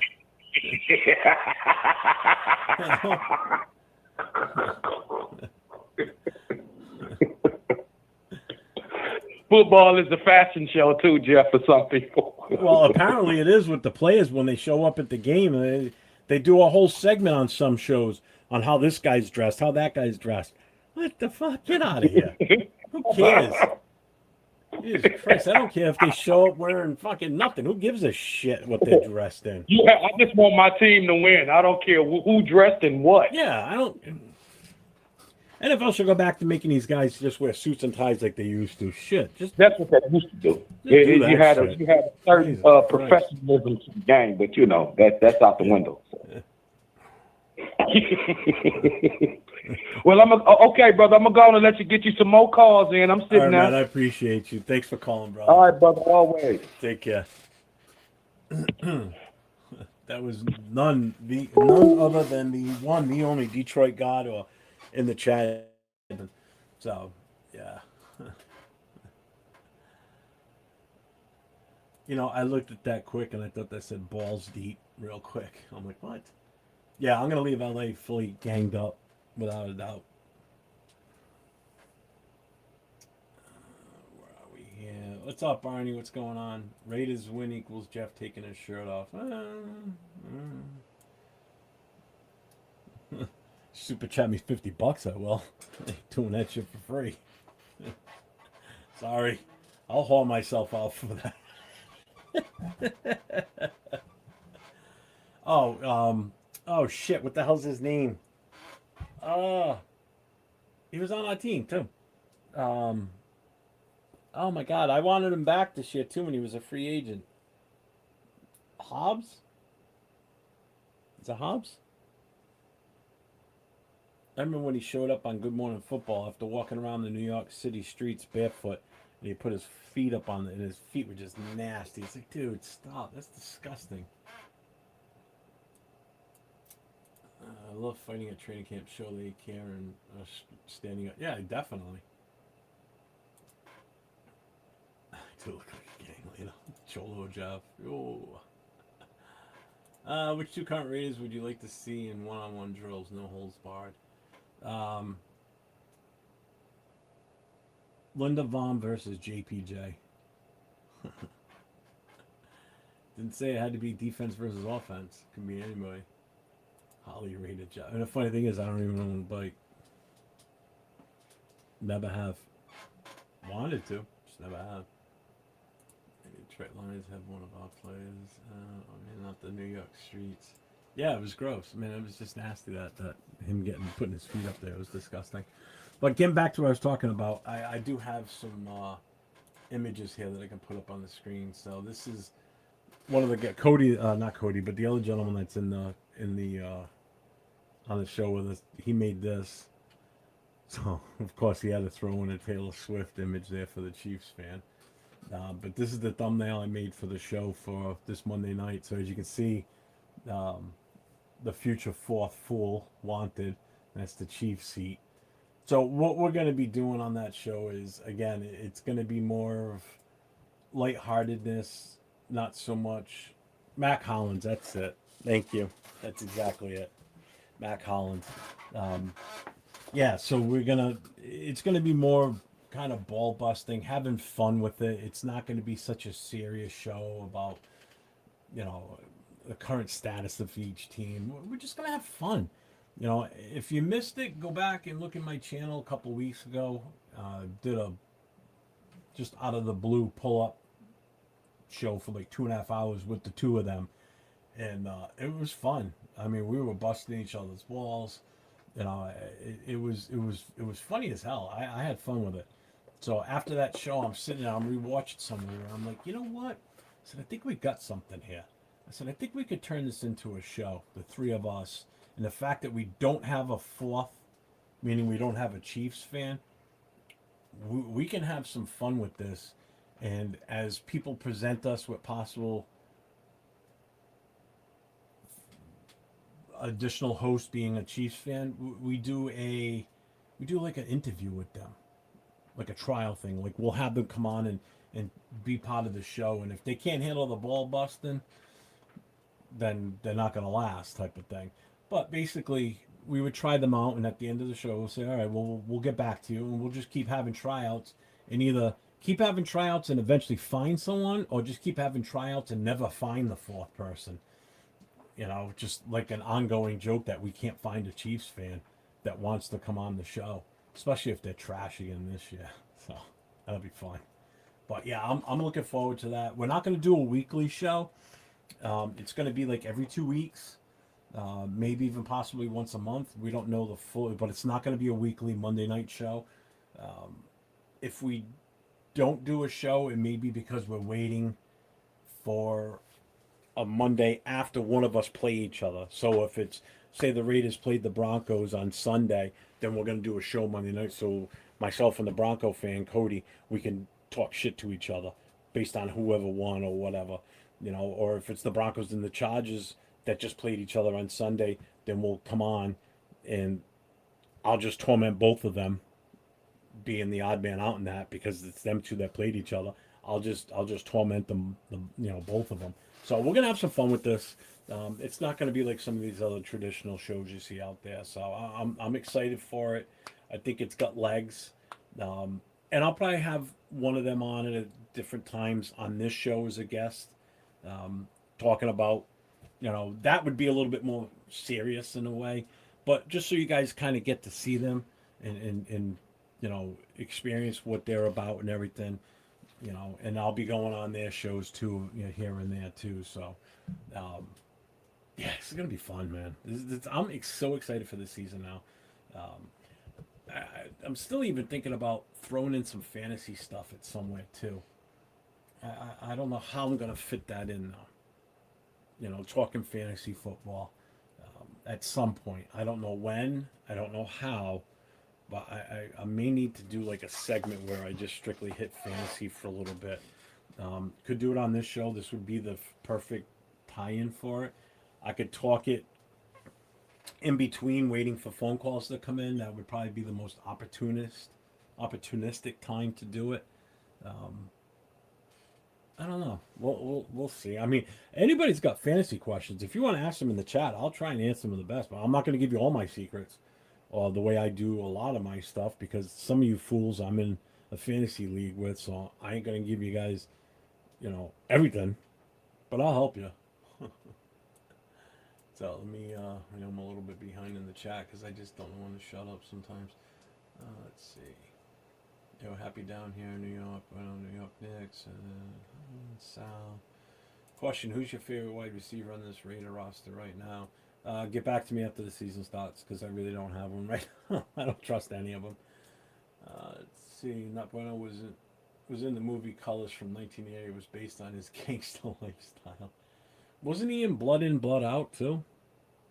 Right? He had to be in that. I mean, that would make sense. More sense than Colors. Right? Bueno's not black.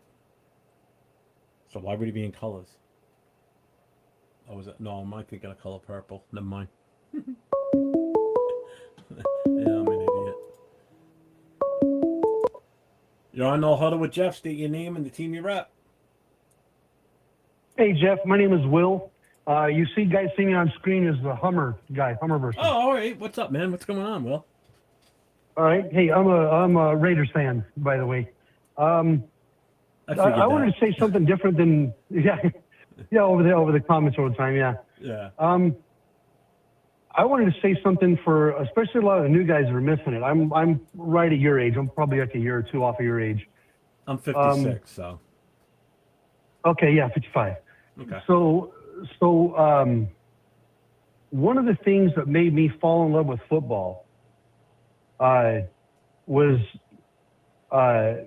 John Madden as an announcer, and when he'd talk to the media, when he would do any of that.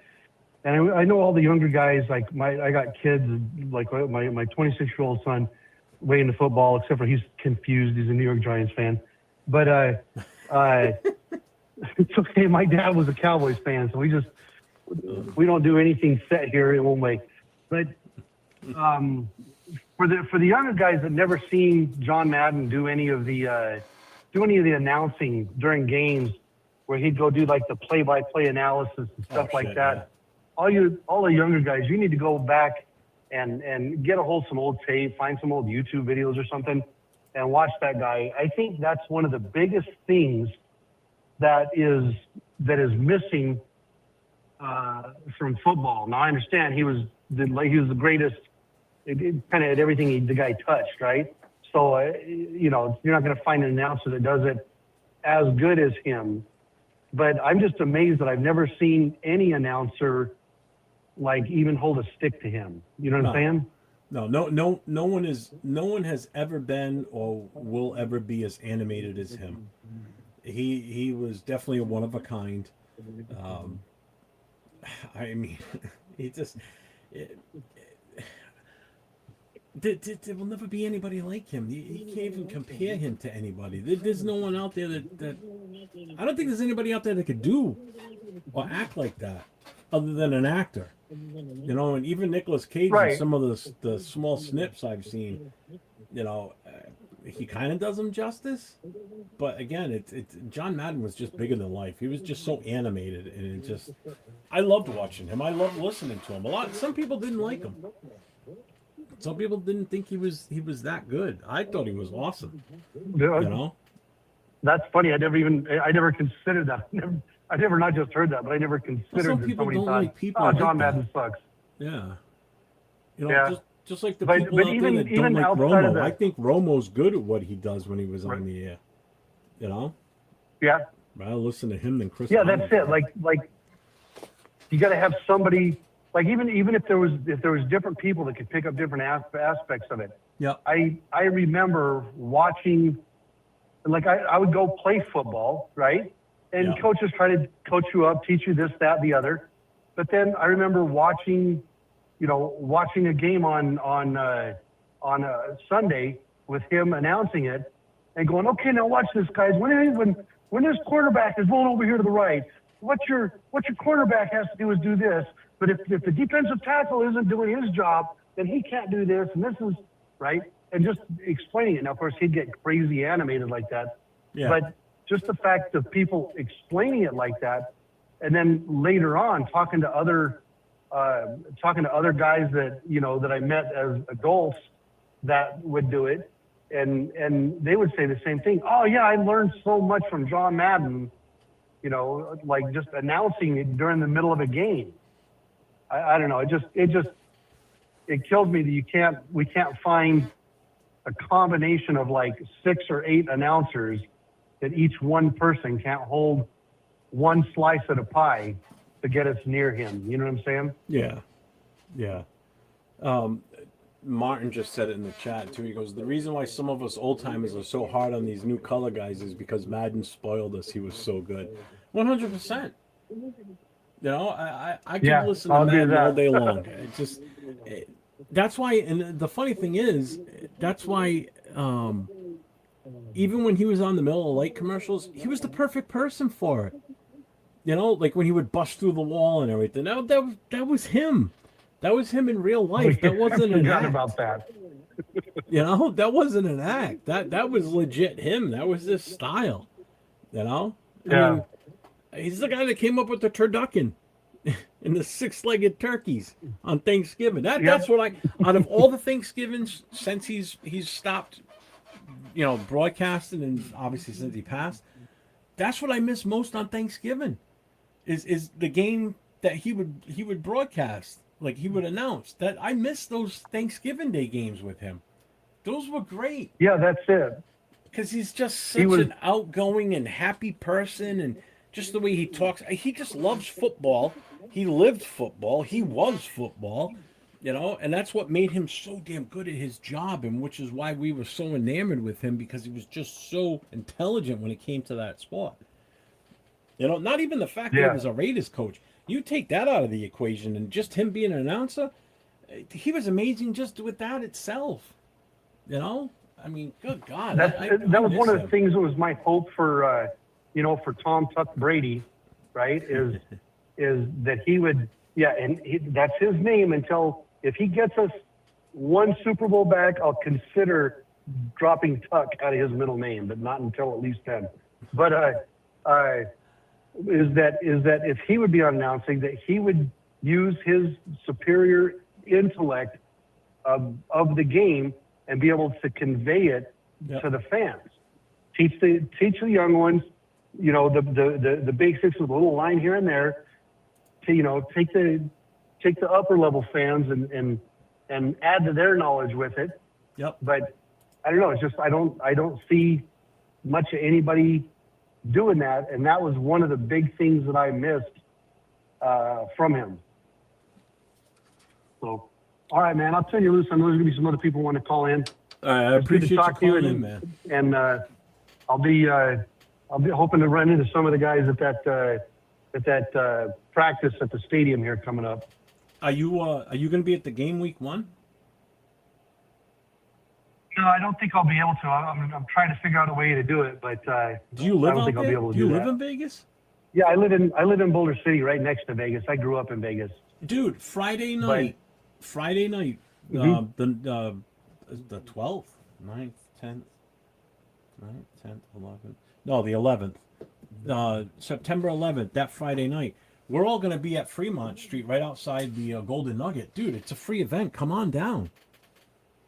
You won't miss me. Okay, yeah, you'll be talking about it on the show. I'll definitely make a note of that. There'll And be I'll a figure out bunch a way of to get there. I'll be there. Leo's going to be there. Nate will be there.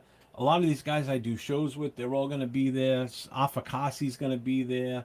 Aunt Six is going to be there. There's going to be a ton of us there on Friday night. So, yeah, by all means, man, Okay, come cool. down.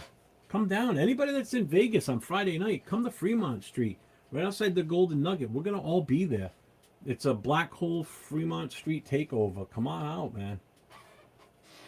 Awesome, I'll do that. Yeah, I'll figure out a way to make it's that a happen. free event. And then right after that, we go to the Troy Bar. I think it's like $10 to get in for that. But there's going to be Raider alumni in there. There's Raider players that show up for that party every year on Friday nights. But it's a special fundraiser. That's what the $10 is for. For suicide, was it mental health or suicide awareness? For Friday night at the Troy Bar, right there at the Golden Nugget. So you don't even have to go anywhere. So it's gonna be a great time. And again, you'll get to hang with all of us. We'll get to see each other in person and talk. And again, it's a Raider alumni walking all over the place. They love coming to that stuff. So this is another chance for you guys, especially you older school guys like myself and you, and you know, and like Jason Downs. Jason's going to be there. He's flying in for the game, so I'm going to get to meet Jason face to face for the first time. Jason Downs. You know, so Cool. for us old school guys, we're going to meet some of these guys that we watch play as kids. You know, Phil Villapiano's. I'm going to see him later on in the season anyway in New York, but he's going to be there. Lester Hayes may be there. Who knows who's going to be there? You know, Greg Townsend's been hanging around there a lot lately. He may be there. I'd love to meet him. You know, so yeah, come on down, man. This is a perfect opportunity for you guys to meet up with us, for sure. That sounds like a plan, man. I mean, you know what I look like. I'm not going to change from now to then. I might, because I've been letting this grow in, because I'm going to go see a barber just before I head out. I'm going to have him trim everything up nice and neat, get it all looking really good. So I'm giving him something to work with, so I'm just letting it all grow out until then. I'm not shaving it. Even my head. Even let my hair. Even let my hair grow in. So, yeah, man, definitely. Any of you guys, if you're around, stop in. Hell yeah. All right, man. Sounds good. And I'll give you my phone number if I have to. I put it in the chat the other night. I don't give a shit. I'll give it to you. You go to the Black Hole website, go to the chapter for New England. My phone number's right there anyway, so it's public knowledge. It's on my Linktree account. I have to make it available as the president. So anybody's trying to contact me for like New England stuff, Jets game, I have to be accessible. So I don't have no problem. I got nothing to hide. I don't give a shit. All righty. Fuck, I'll put it in the chat right now. All right, yeah, do that. There it is. So when you get there, just if you text me, just say who you are. Say I'm Hummer from your chat, and I'll know who it is, and then I'll put in Will. Okay, sounds good. All right, guys. Thanks, man. I appreciate that. That was a good call. All right.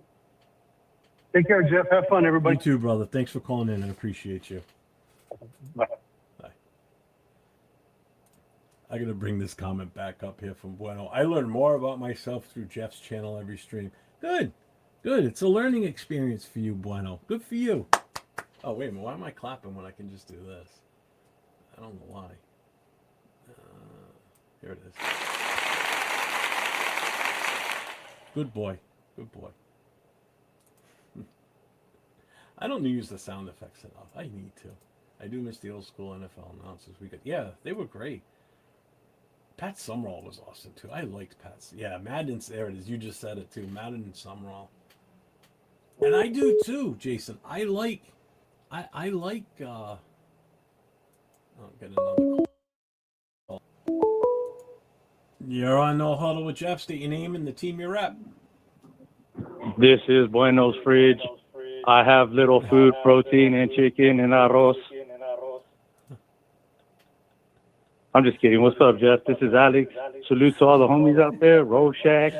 I was trying to see if it was Rorschach at first. I'm like, no, that doesn't sound like Nah, I'm just easy. I just wanted to be the cool guy because Rorschach called me out. Oh, yeah. He's like, we want to hear Alex's beautiful voice. Well, there you go, Rorschach. You happy now?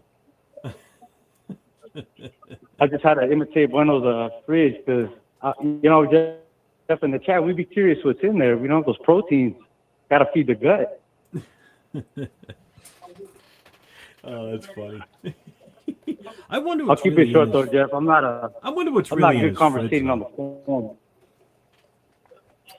Oh, go for it. But I'll keep it short for all the fellas. I just want to say salute to the nation. You guys are all amazing. And then Rorschach, the one blessing us with the mod powers, the power of Jeff for gifting it to us. Salute to all the nation, though, man. Man, you guys have a great evening. I'll just keep this one short, like I said. I try to be Bueno's Fridge for a little bit, but like I said, we're all curious what's in there. Yeah, right. I want to know. Well, don't we just have to tap the screen on it, and it should show you an image of what's in it, right? If you just tap the screen. Isn't that how that works with those things? Hey, but salute to you guys, Jeff. I just wanted to call and say that in real quick. No, I appreciate you calling in, man. That was a good call. I'll take it. Hell yeah. I love hearing from you. Hold on, I'm going to have my sister say hi to everybody, but hey, she's married, so you guys don't get no freaking ideas. Say salute. I'm married too, so you're safe. There we go. All right, boys. Way to go. Good job. All right, brother. All right, thanks, man. Appreciate you. Damon with another 10 joules. Thanks, man. I love this new jewel thing, too. Rosetown's here. What's up, Rosetown? You're just in time for me to end the show. That's perfect. You're Tana Jack for this episode. Because Tana Jack always shows up literally, like, within 5 minutes of me closing out the show. So you're now the Tana Jack for this episode tonight. I was going to put up a super chat goal for tonight, but then I'm like, what do I do? And I know I still need to do something for my members, and I feel horrible that I haven't, but I think what I'm going to do, I want to do a members only show, and I'm going to give away some of the merchandise.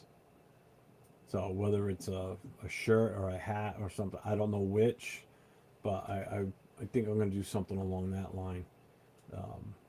I can even put it in a custom shirt if you want to add stuff to it. I can make it a custom shirt for you.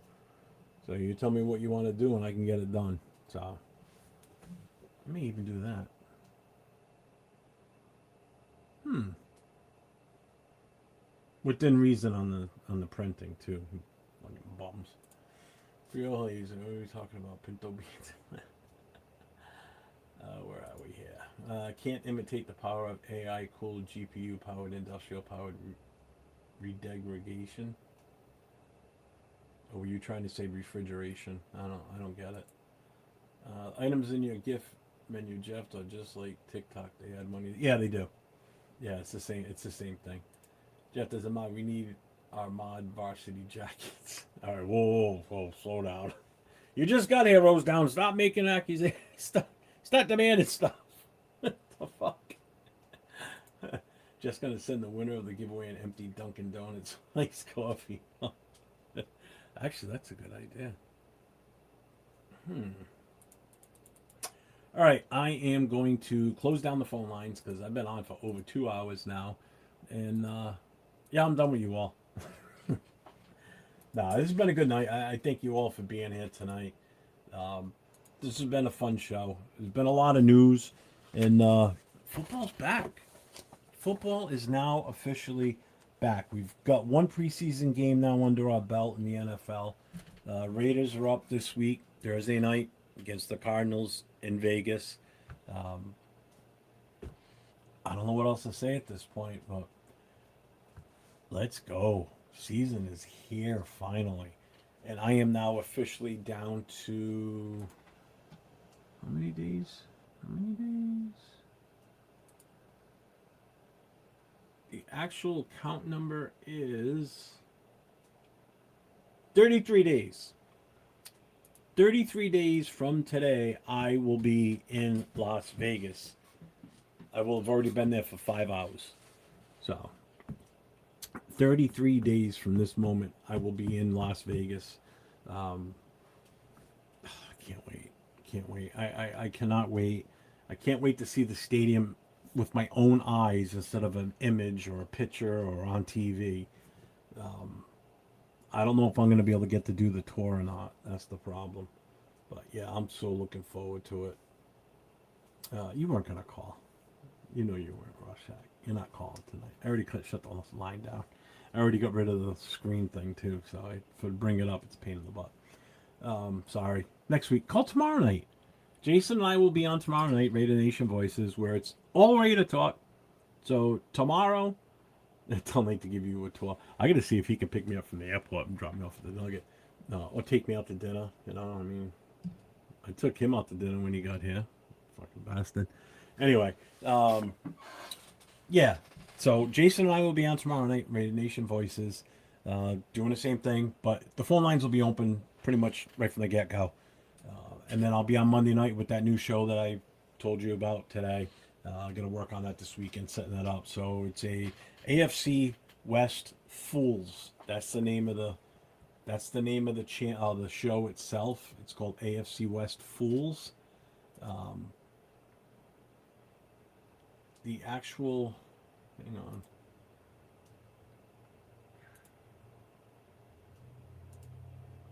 Let me just bring this, because it's an acronym, the Fools, by the way. So it's actually an acronym. So AFC West Fools, it's fans offering opinions, laughs, and smack talk. So it's not serious talk about our respective teams or us talking about those those other teams. What's up, James Firpo in the house? What's up, man? Someone else just popped in too. Ardell, right? Hey, what's up, Ardell? I see you in here, babe. What's up, man? So yeah, so that'll be Monday night. It's not going to be an every Monday night show. It's probably going to be every 2 weeks. So it's myself, a Chargers fan, and a Broncos fan.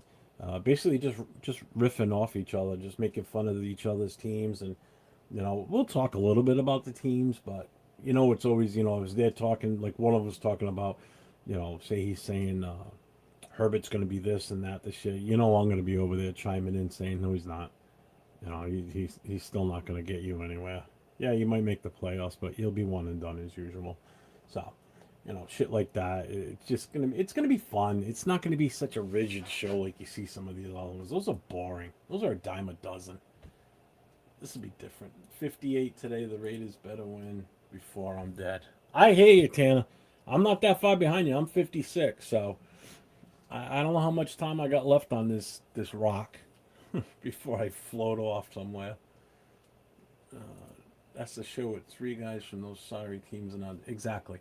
I found one of 3 of the Charger fans that I know to exist, and I found a Broncos fan. So it's going to be fun. Let Rorschach make the fun. All right. You know what? Just because you guys asked, don't call yet. I got to bring it up on the screen first. I will open the phone lines provided you do call Rorschach. If you don't call within 3 minutes of when I say go, I'm shutting it down. So add the stage. Put me back in there. All right, phone lines open at Rorschach. If you're gonna call it.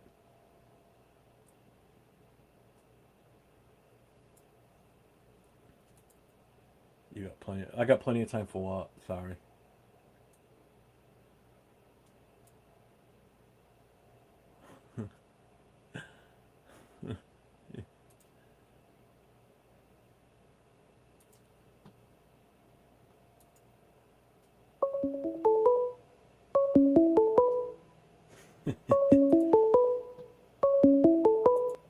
You're on No Huddle with Jeff. State your name and the team you rep. I rep the Raider Nation. This is Rorschach's Journal, August 7th, 2026. We just found out what's in I'm Not Bueno's fridge. It's yogurt for his bowel movements to regulate it, vegan tortillas, cottage cheese, and sugar-free Jell-O. Not a man with a lot. I can't. I'm sorry, I can't. So what you're saying? He's got a lot of probiotics because he's got some tummy issues. Yes, he does. Because he drives the yard goat. And he's got to sit down all day, and you know, I mean, you know how it is. Now, hey, shout out to Alex, you know, for trying to call. You know, hey, look, man, calling the show is not easy because you get a little nervous at the beginning. But what do you got? I don't understand why people get nervous. It's a phone call. It's not like we can see you. I hear you. You're not the only show I've called into. I've called into Hammer's show, and at the beginning when you're trying to have good Raider take, yeah, you know, you don't want to screw up and stuff like that. But it gets a little bit easier, and you make it, you know, easier because you're friendly and you're welcoming and everything. And you know, we all joke around like family, which is pretty cool. But Alex, he'll get the hang of it once he does it a little bit more, you know, just to chime in and bash Bueno. You know, Bueno does it to himself, man, seriously. I mean, he tries to be funny.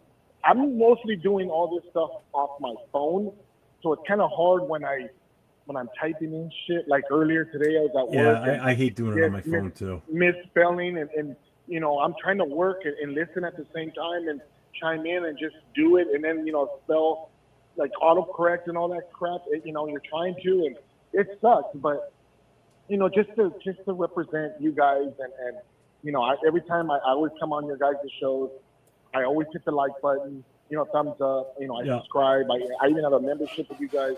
You know, it's to show, you know, respect, love, and support. That's what we appreciate that. I mean, it's guys like you and Sal, Alex, you know, Bueno, Sacktown Mike. You know, you guys that have been around for so long with us too. You know, you guys. If it's not for the chat, then these shows would be nothing. You know, without the chat, you guys make the show. I mean, 9 times out of 10, you guys can change the direction of a show without even trying. Just because somebody says something that's interesting, we pick up on it, or I pick up on it, and it's like, boom, we're off in a different direction, and it's not even something I had planned talk about, you know. But it was just such a great hit on a topic. Oh, and by the way, Bueno said goodnight, guys. So his refrigerator. Oh yeah. We know he's got to get up hella early, but he got roasted. I mean, when Alex came on and did that beep beep, I'm Bueno's fridge. Dude, that was hilarious. It was hilarious. I was laughing. But look, I'll say this before I go, because I know you've been on for a while. Look, you know, we all have good. You have Raider takes, right? We all have our own opinions, but it's hard to get everybody going in one direction because everybody always sees different things and different perspectives.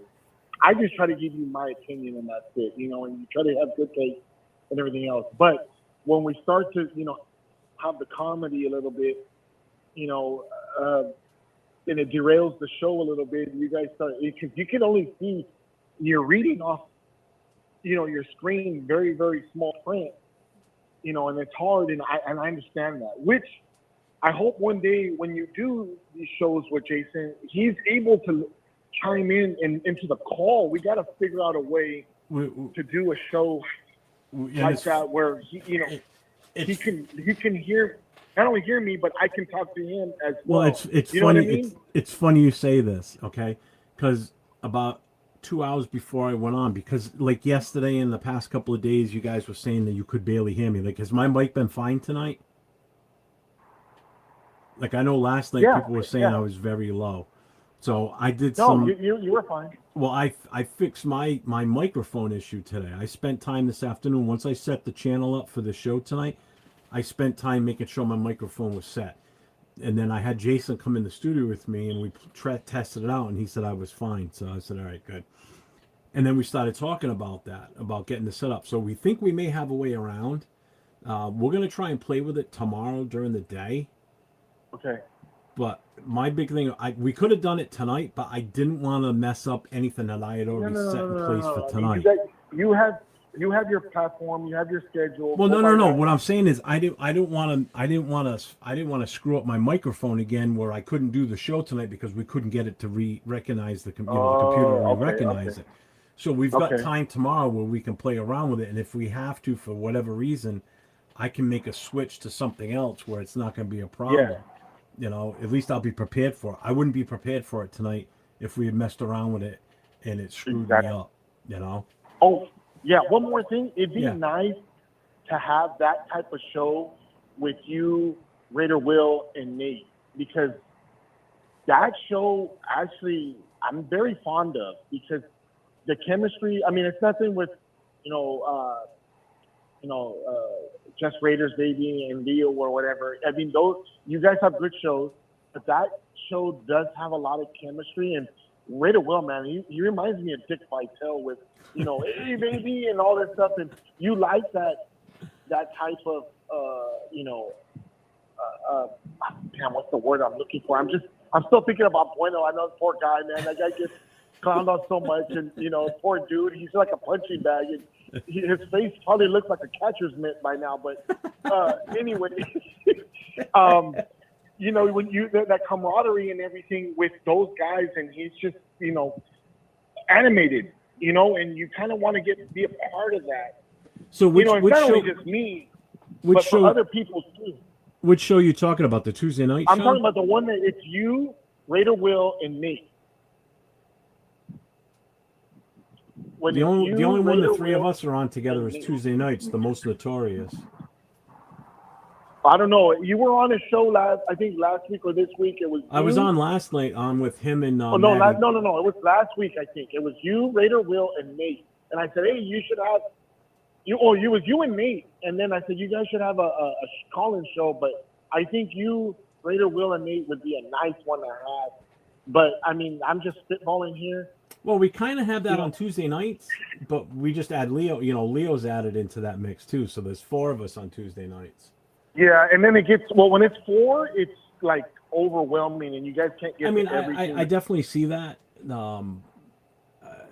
These 4 voices, and if it's 3 of you, and the caller becomes the 4th voice, I can see it working. It's a trio. It's nothing against them. No. I get it. I mean, I'm on their shows and everything.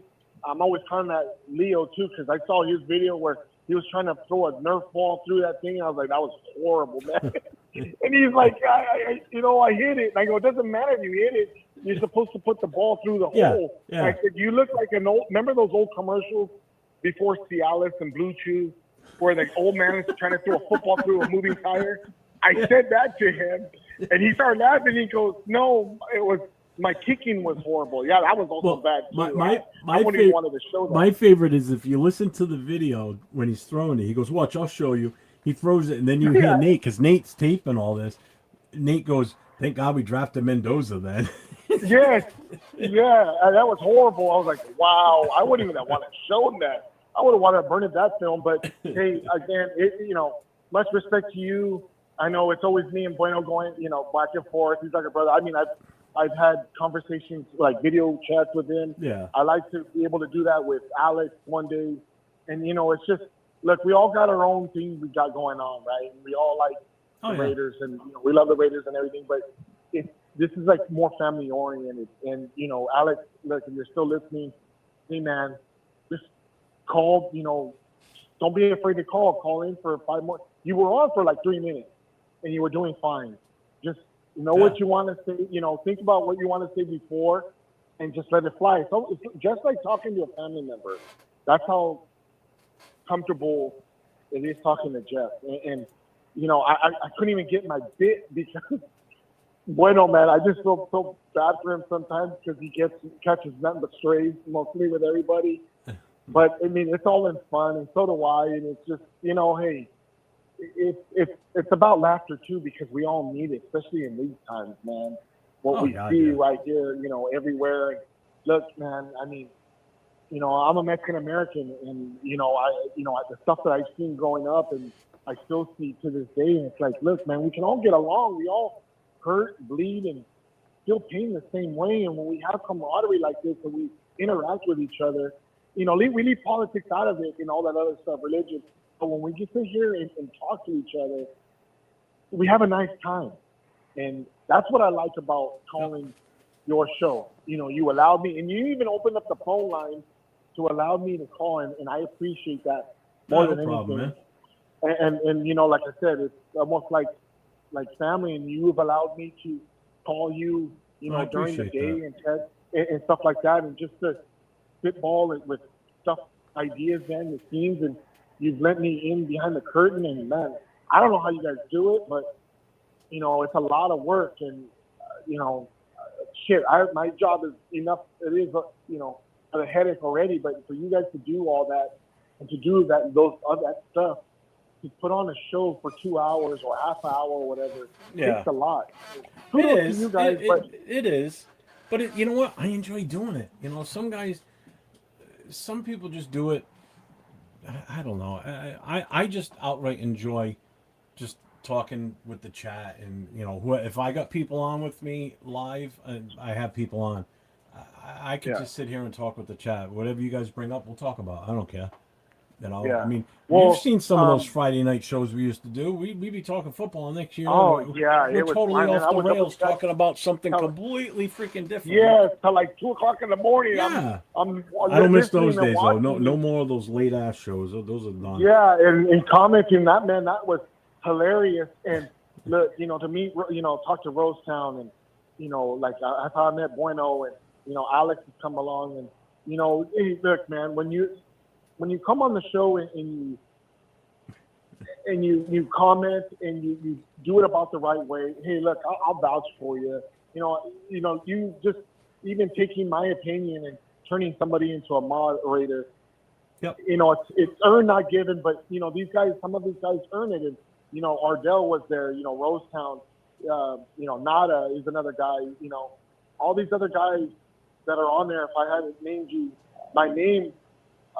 Hey, man, keep it up, and again, you show up, you show up, and you show out. You become part of this other family, and it's a great safe space to forget about other things and just laugh. Because I don't know everything about football or coverages. I just see what I see. I know what I know. Yeah, and my kids are like, Dad, how do you see that? I'm like, because I've been watching it so long. But to leave you on this, the old announcers, of course there was some on Madden, but I remember Charlie Jones and Don Kuechly. What's the other one? You had Merlin Olsen with Greg Gumbel. Or he was good. You had what was that other guy? Randy Cross. Even though I wasn't a Niner fan, he was a good announcer. You had what's that? Trumpy. Was it Don Trumpy?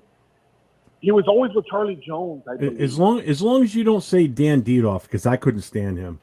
They were always Niner. Like watching Monday Night Football when Al Michaels took over and Dan Diethoff. Yes. They always glazed the Niners because they were good, and they always hated on the Raiders because of Al. It And wasn't I even just that liked with when I was a kid. Didoff, and this is what this is why I don't like Collinsworth, because he is just the modern version of Dan Didoff, where Yeah. he will sit there and say, like, you know, they'll be watching the Raiders, and, you know, Miller's the best left tackle in the NFL. He's amazing. Blah, blah. Next thing you know, that we're playing against such and such a team, and it's like, oh, Mike Jones is the best left tackle in the NFL. Oh, wait a minute. Last week you said Miller was. Yeah. Now this week Yeah, you're no. saying this guy. Make up your mind. Stop wishing. He would do that every week, and it would piss me off. It reminds me of the way kids are nowadays. They just change their mind. Like, Yeah, the flippy floppy. Yeah. Oh, I remember his name, Bob Trumpy. He was always with Charlie Jones. Yes, I Because don't I know. remember, you'd have to look him up, but he was always with Charlie Jones. But, you know, growing up as a kid and watching The Drive with John Elway, you know, on NBC when it was the AFC, and, you know, man, even though you hated the Broncos, but to see John Elway and that call, you know, with those old announcers, especially like Don Criqui, was, you know, just I remember him, these their voices were like so. I just missed that, and iconic, and they just talked football and, you know, their lives and what was going on. But the way they explained it, I got to know a little bit of it. See in the trenches before the ball's thrown to see if it's a holding call or whatever, and then, you know, pass interference downfield. So you got your eyes not just fixated on one thing, but the kind of the whole thing. But again, you know, Jeff, thanks for giving me the time. No problem, I hope these guys know who my voice is. Hey, real quick, you live in the LA area, right? No, I live here in California. I don't want to give away my identity, but let's just say I live between Sacramento and Fresno. That's all I'm gonna say. Somewhere. Oh, so going to LA is a hike for you then? Oh no, yeah, that would take me, you know, some hours to get there. Yeah. I'm I say, because if you're going to be down in the LA area, because I'm going to be there for like almost a week. Yeah, I know you guys are, man, but look, the only thing I can say is I got to see Bueno, so I guess, you know. Yeah. Yeah. Well, you might as well go incognito and put on one of those, you know, those old disguises where it's like the glasses with the furry eyebrows and the fake nose. Oh, and the for me? mustache. I can't disguise my fat ass. He'll know who it is. No. Besides, I'll have this hanging out or whatever I wear. You know, it's me. Put on a big hoodie. I don't know. I mean, put on that. I mean, I'm just a nerd when it comes to movies, so put on that. I mean, I could disguise myself as a refrigerator box. Yeah, that would be great. Take him shopping for a new refrigerator. I'll just sit there in an empty box, and when he comes up to me, I'll just No, he would look right past you because he sees his fridge all the time, and he's just like, oh, okay, hello. Yeah, he would just walk right past you. But again, have a good night. Enjoy. Thanks, I hope everybody enjoyed the call, and I'll probably watch this back on the replay because when I call it stops it right then and there. But like I said, hey, he's still in the chat. He didn't go to sleep. What a liar! Bueno's in here laughing at that. Yeah, comment. that guy's a dude. That guy's like the weatherman. He's always wrong, and he's, you know what I mean? He's always unpredictable. Like, dude, you're lying. He would have been a great weatherman. But have a good night, guys. Thanks, brother, for calling in. I appreciate you. I just try to bring a little bit of comedy and humor. And that Alex, you did. You know, you keep doing that, and Bueno, you gotta call in, brother, tomorrow. I'm giving you the ice challenge, like everybody else, right? Like we have these ice challenges, which is, look, man, if you want to support and donate, just do it. You don't have to do these challenges. Just do it because you know it's right. And Bueno, call because you know it's your turn, bro. It's your turn, brother. You gotta call in tomorrow. Don't flip out like you normally do. Do we have to put a permission slip through your fridge to give you the okay to call in? We got an email. I got to email the refrigerator. Dear fridge, please give the okay for Bueno to call into the show tomorrow night. Thank you. That fridge calls the shot. I'm telling you, it maps out his whole life. You know, you got to eat oatmeal. You got to eat. Well, we know the fridge ain't giving shots. That's for sure. Because all right, got a I'm gonna belly. let you guys go. I'll let you, have a good night. All right, later, brother. And we'll talk to you guys later. Take care. All right, bye.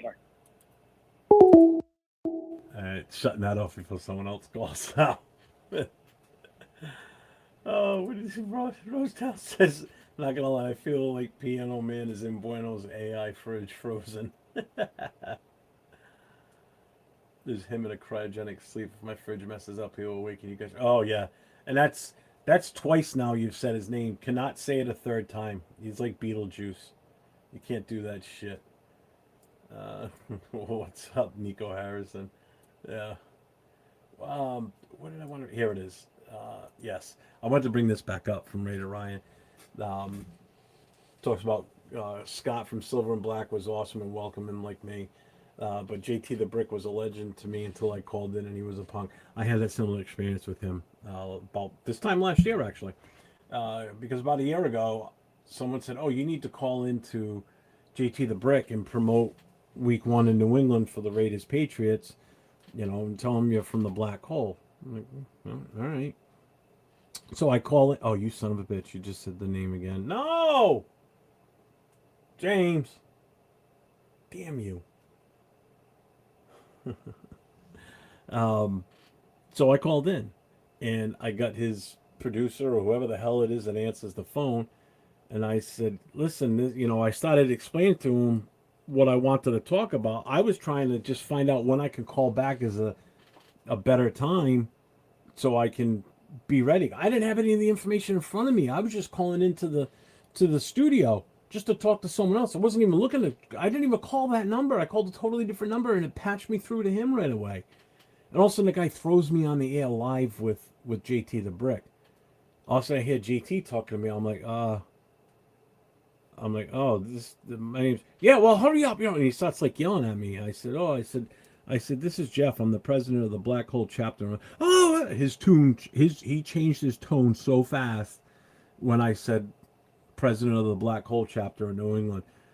Then he started like talking to me like a normal person. I don't know if anybody remembers that from last year, but it was one of the 2 times that I called, and it was the first time I called that happens. When I called back the second time, I said, hey, I'm Jeff, the president of the New England Black Hole chapter. Oh, yeah, hold on, we'll put you right through. Put me through, and I went through and I talked about everything that I needed to say, and he was cool because I mentioned the Black Hole. If I never would have said it the first time, he would have just kept ripping on me. So yeah, I hate guys like that. That's just what. So because I say where I'm calling from or what organization, now you change it. You already became an asshole to me at that point. That's why I don't watch the show anymore. After that, I was done. I had it. GTX like he's something. Yeah, dude, come on. Whatever. I'm not a fan of GT. Dude said Gino would beat me up. Let's see. What is your expectation? It's the last question, Arnie. I'm getting out of here, brother. Been on for 2.5 hours. Back chef, I can't watch people. Yeah, I hate that shit. It's annoying. Question: what is your expectations for preseason game 1 against Cards? 1 drive by first string, then Mendoza. Rest of the first and second quarter. ALC third and fourth quarter. True or false? I don't know. I don't know what to. I really don't know. I really don't. I'll tell you what, though, in that game, I want to see how our secondary is. Because I'll tell you what, Carson Beck ain't afraid to throw the ball. If you didn't watch last night's game and you have the ability to go back and watch it, go watch it. Because there's going to be a test for our secondary right off the bat, especially these younger guys. Because Beck is going to come out and they're going to throw the ball. He threw the ball all over the field last night. Making long connections.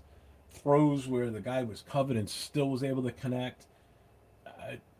It was pretty impressive to watch what he did last night. I'm not anointing him anything. I'm just saying, for a kid playing in an NFL style game for the first time, he looked pretty good out there, I have to say. So I actually want to see more of what we do on defense, to be honest with you.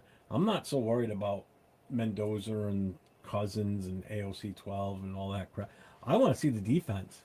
I want to see what they do against him. So we know we're going to get the ball thrown on us. They're going to try and pass on us. I want to see what our pass rush can do. You know, is our number ones out there starting, or is it just going to be our 2s and 3s on defense? So it's going to be interesting. Definitely going to be a good game. And definitely going to be watching that for sure, obviously.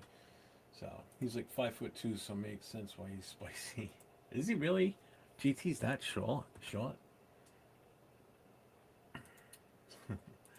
All right, everybody, I'm getting out of here. So I will be back on tomorrow night with Jason Downs, Raider Nation Voices. Same phone number if you want to call and leave a voicemail between now and the start of the show tomorrow night. Remember, we go on at 10 o'clock Eastern Time, 7 o'clock Pacific. So take that number down, 401-830-9189. You can call in ahead of time, leave a voicemail, and we'll listen to your voicemails at the start of the show. And then we pretty much open up the phone lines fairly early on that show. We talk a little bit at the start, maybe about 10, 15 minutes, and then bang. We open the phone lines because we want to hear from you guys on Saturday nights. You know, that's what we want. We want to hear from you guys. What's up, Frank? Thank you, man. So I'm going to say adieu. I'll see you tomorrow night. You all have a wonderful evening. And yes, don't forget, if you haven't subbed already, make sure you hit the subscribe, hit the notifications, give the thumbs up. Share it out to people. Share my shows out there. I want to stop beefing this up a little bit more. I'm going to be kind of active/inactive the first 2 weeks of the season because I'm going to be on the road. I'm going to be in Vegas and LA for the first 2 weeks. So from September 9th to the 21st is when I finally come back home and here on that Monday. So I'm going to be gone for a little bit. I'm definitely going to be popping on live here and there. So if you don't have the notifications on yet for my channel, make sure you hit that little all thing when, you know, where the subscribe is, hit that. And then when it says notifications, make sure you hit that all button so the bell's ringing. So when I go live while I'm on the road, you'll know I'm live. May not be for like long live shows, but I bought a harness to wear so I can mount my phone on my chest and go live, and just I can be hands-free. So I got my microphones. I got everything. So, but everybody have a wonderful evening. And as I always say, stay safe and go Raiders.